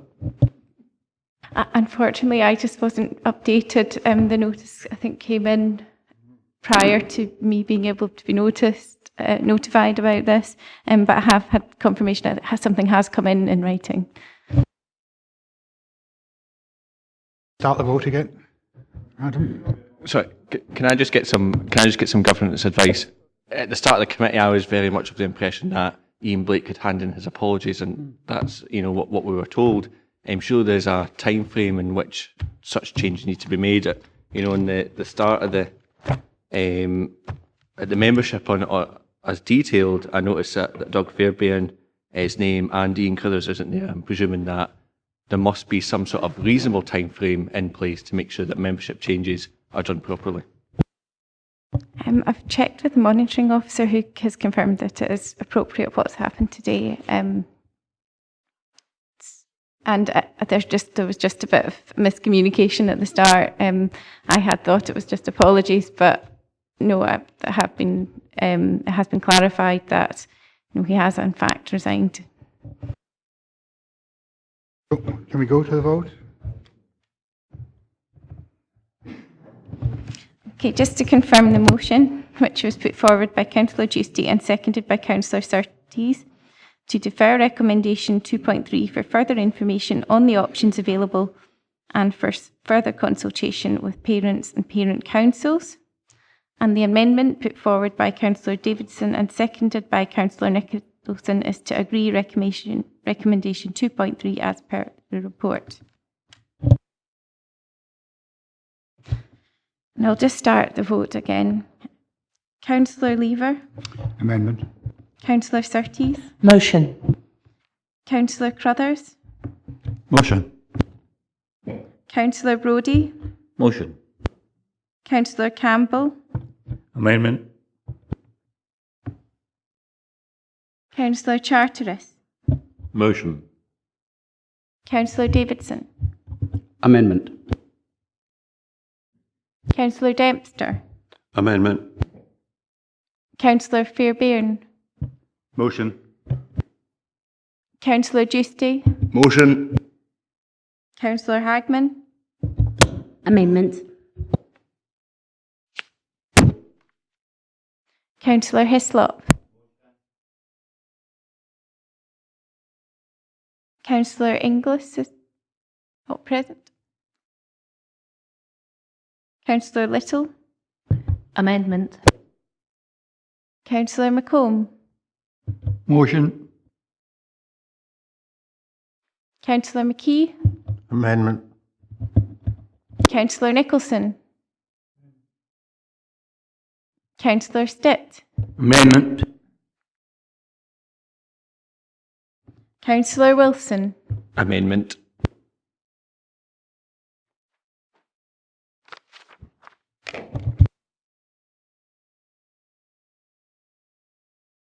And I can confirm that the amendment carries with 10 votes to 8, and therefore members have agreed the recommendations as detailed in 2.3 as per the report. Thank you, members. 2.4 we'll defer until we've heard more about the capital funding. 2.5, can we note the report of the independent financial review as outlined in Appendix 3? And 2.6, can we agree to the recommendations contained within the report for 600 hours in line with inflation as outlined in section 3.41 to 3.45 from August 2018? And 2.7, can we agree to review future early learning and childcare rates following national guidance expected from the Service Model Working Group in November 2018 as set out in paragraph 3.46? Okay, so if we can return back to the body report, Lauren, is it you who's speaking to the access to capital funding grants?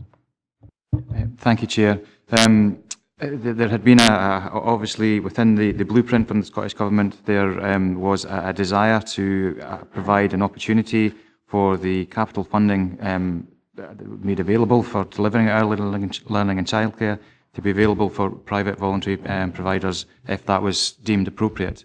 We've reviewed all the documentation around this, and we've created a criteria and an application process that would allow private voluntary individuals to bid in to meet some of the identified capacity gaps across the authority. The maps in the appendix show the areas where we have an identified gap that we're not able to provide local authority provision in at this stage, and these are the areas that we'd be looking for submissions to come in from. The process has to follow the state aid rules under the de minimis values. So part of the application process requires us to look at the historical investment or funding or grant applications made by whoever's submitting that application and take those into consideration.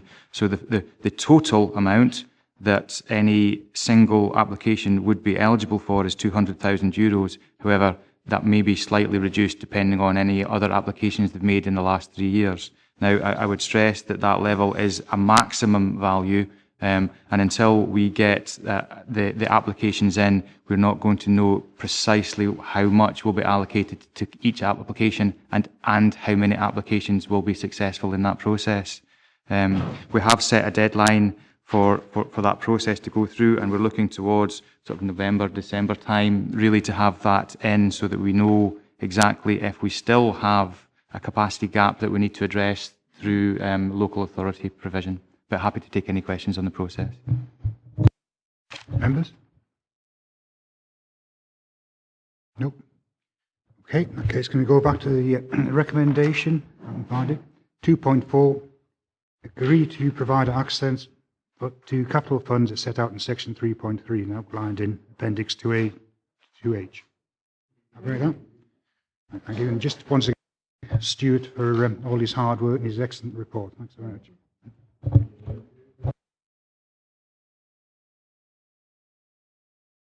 Right, moving to item 5 at last, Mark. We've had a very interesting morning, obviously. The Youth Service Quality and Standards Report 2017-18. This report provides members with the Youth Work Service Quality and Standards Report in order to provide insight into the work, service and the impact it has on local communities and young people throughout 2017-18. The report provides details of how this Youth Work Service has changed its delivery model to ensure a more equitable service across the region since the reshaping and the moving away from CLD service to a standalone youth service, in line with our Council's commitment to roll out the best practice in youth work across Dumfries and Galloway. The report gives a very positive picture of the impact of youth work is making on young people across Dumfries and Galloway. And I must say personally, having attended several of the events recently, most recently the volunteer award for youth up at the Easterbrook Hall, it is very obvious what a very good job Youth Works does right across the region. So, Mark, is there anything you want to add to your report? No, Chair, I appreciate it's been a long morning, so happy to go straight to questions.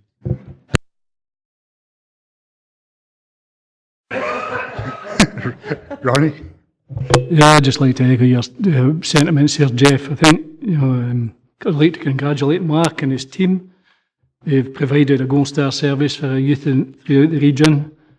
What I will say, and for the future reference, this is a service that must be nurtured and not diluted in any way at all, so that must carry on, and we must give them all the support necessary. Thanks, Ronnie. Dave? No bother, Chair. Ronnie's just stole my thunder. Cribbed your homework. Tracy? Thank you, Chair. Yeah, just sort of saying the same as Ronnie, but this is a great report, but it's a good news story that's in danger of being lost in all the controversial issues we've discussed today. I'd like to thank Mark as well and his team for the great work they do the length and breadth of the region and the quick thinking for the comprehensive and lengthy activity programme put on for the Northwest Community Campus students. We can never underestimate the impact and the outcome for our young people with a good youth service team, and we have that here. And we've got local authorities all over Scotland who look upon our youth services as a shining example or something to aspire to. So it's not really a question just noting that, but also, in my opinion, this is how a service should be run. Thanks, Tracy. Adam? I would also like to share my sentiments. Absolutely fantastic, the work that goes on, and I think it's very important to recognise that this covers up until about March time. Am I right in saying, Mark? So all the good stuff that's happened since then won't be reflected in this report, but that's not too bad because we'll get that another great report this time next year. In particular, I think it's fair to say that Youth Beats has became an absolutely fantastic event, and it's important that we continue to support it, ensure that it's free for every young person who wants to attend, and continue the great work that happens there. Adam, Rob? Simply to add my appreciation for the, it's not in the report of course, but for the alternative activities that were put on at incredibly short notice, and I think were well received, and really quite a feat to arrange that, and under those sort of circumstances and at such short notice. Very much appreciated. Andrew? Thanks, Chair. I'd like to give my appreciation as well. Mark runs a terrific service. However, I've got some for the committee to actually do. On page 271, external funders, I find it quite incredible that we've been funded to the tune of just over $500,000. I find that quite incredible. I think that we as a committee should maybe write to each of these outside funders and thank them for their support, and long may it continue. If we could do that for you, Chair, I'd be appreciative of that. Quite happy that could be organised. Yeah, I think just to comment on that, I think a huge part of what we've done is try to maximise external funding resources from the team, and it's something that our skilled team of youth development workers across the region are exceptionally good at, and working with local young people, and that's why we're able to deliver the service through the core funding from the council, which is also maximised by the external funding, which interestingly, when I done an exercise recently, is the 572,000 is the equivalent of 42% of our core budget that's been brought in. Which makes it even more impressive that you've managed to raise that percentage of money. Katie? Thank you, Chair. Yeah, again, we're all really grateful for the service that you team provide on this. I just want to touch a wee bit about the funding, and you've just mentioned there 42%, and we've got the funders that Councillor Gusty has mentioned on page 271. Just looking at that, we've got LEADER and we've got European agricultural funding, and also we've got a huge amount of funding coming under Year the Young Person, which sadly is going to come to an end this year. Obviously there'll be further funding coming in from March through to the end of the year. What provisions do we have to ensure that all the absolutely fantastic work that has been built on, that we've had in this Year the Young People, actually moves forward? Because the expectations now are so high, and it's wonderful, and as Councillor Little said, this is how we wish all our services to be run. It's just, as I say, a slight word of sort of, not caution, but how do we ensure that we don't go back? How do we ensure that we build forward rather than going back? No, it's an important consideration in terms of the sustainability of what we deliver.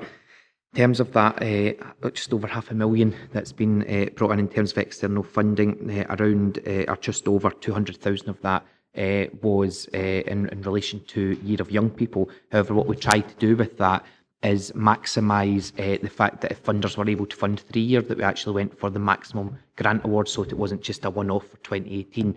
And we've got our pieces of work now that's coming to an end in terms of a legacy plan from Year of Young People, because we've seen Year of Young People has been very much the catalyst for our new standalone youth service that the council done after reshaping, which has provided that equity of provision across the region. So a young person in Castle Douglas gets the same youth service as a young person in Annan from a young person in Stranraer, and that was really important to members and important to me personally that we've done that. So I think the development of the new Dumfries and Galloway Youth Council will be a key aspect in terms of how we move forward. But as Year of Young People comes to an end, I'd like to think as a service we'll be quite innovative in terms of working with other funders as well to maximise things as we progress from 2019 onwards. Adam? Just coming in on Katie's point, I think she has raised quite an important point about the funding that was made available because of the Year of Young People. Well, I think it's important to remember that actually no funding from the Scottish Government came to the Council to develop our Year of Young People plan. The funding that was attracted was all as a result of Mark and his team's fantastic work. Of course, the Scottish Government could continue to provide that funding. That is a political choice for them to make, and I would very much welcome a decision that would see that money put into youth work services right across Scotland. Mark has touched on the legacy of the Year of Young People. It has been a very fantastic year. It's important that we continue that.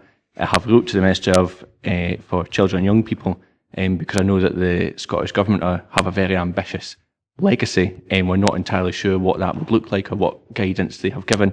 So we have actually written to be proactive and say that we are prepared to work with the Scottish Government in building a legacy, but we need to know what their ambitions and what guidance they're going to give us first. Katie? Thank you, Chair, and thank you for letting me just come back on that. And yes, It's great to have that legacy funding, or that legacy looking towards. I just want to say that actually I think other departments have been looking on what's happened with the Year of the Young People, and I believe 2020 is the year of water and coastals, and actually already our environment team are really excited about the potential that that could bring to our region. So while I absolutely support that, we, from a government point of view, we want to be supporting young people, the environment team are really looking forward to being able to echo the fantastic work that your team have done, and I'm hoping that there can be bridges built and lessons learned in all these funding applications. So other teams are looking forward to getting a bite at that cherry, so to speak, with government money coming from the Scottish Government. Thank you. So I've got no more speakers, so can we move to the recommendations, and can I suggest an additional recommendation? So we'll look at the ones which are actually down here. Can we, 2.1, note the work of the Youth Work Service from 1st of April 2017 to 31st of March 2018? And can 2.2 agree the Quality and Standards Report 2017-18 is set out in the appendix? And can we, 2.3, recognise the excellent work the service delivers for young people all across our region?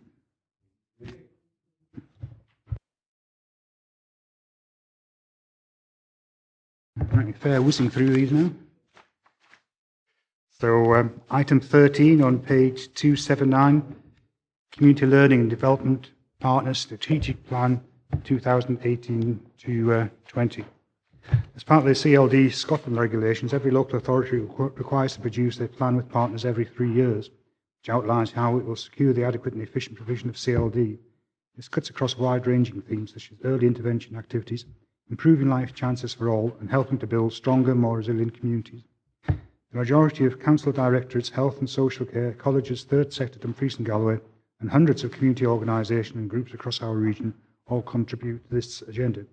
CYPLL will have the council lead for developing this plan, and the final plan will be formally approved by the Community Planning Partnership Board, and members are asked to agree the recommendations. And we'll have Stephen Jack to speak to. Anything you want to add to the report, Stephen?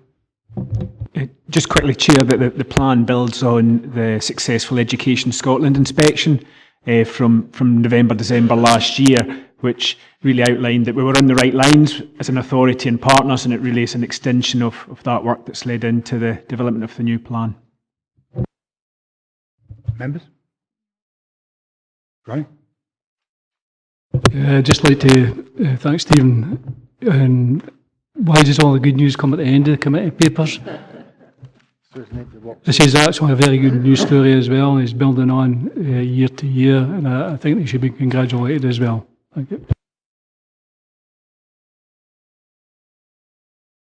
Thank you, Chair. I just wanted to pick up a point on 3.19 on page 285.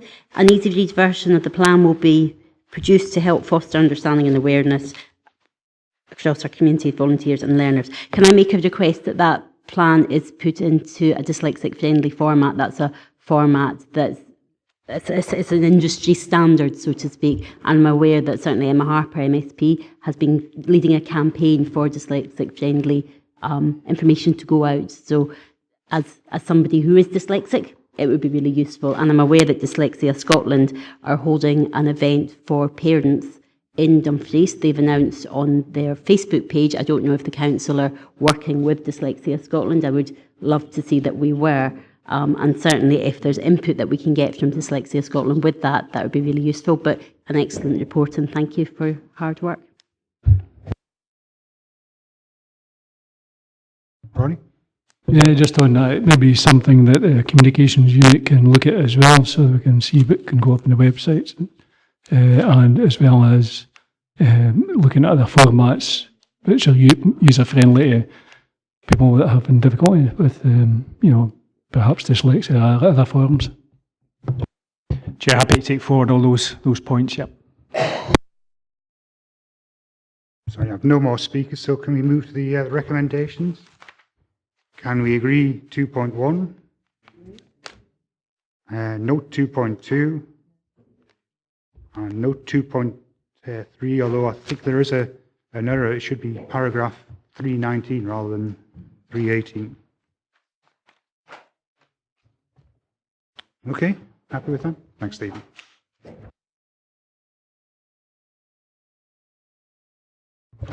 So the only additional item of urgent business I had, we took at the start of the meeting. So can we move?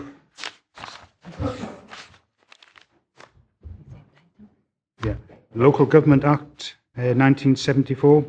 Can we agree to the adoption of the resolution to exclude the public from the meeting?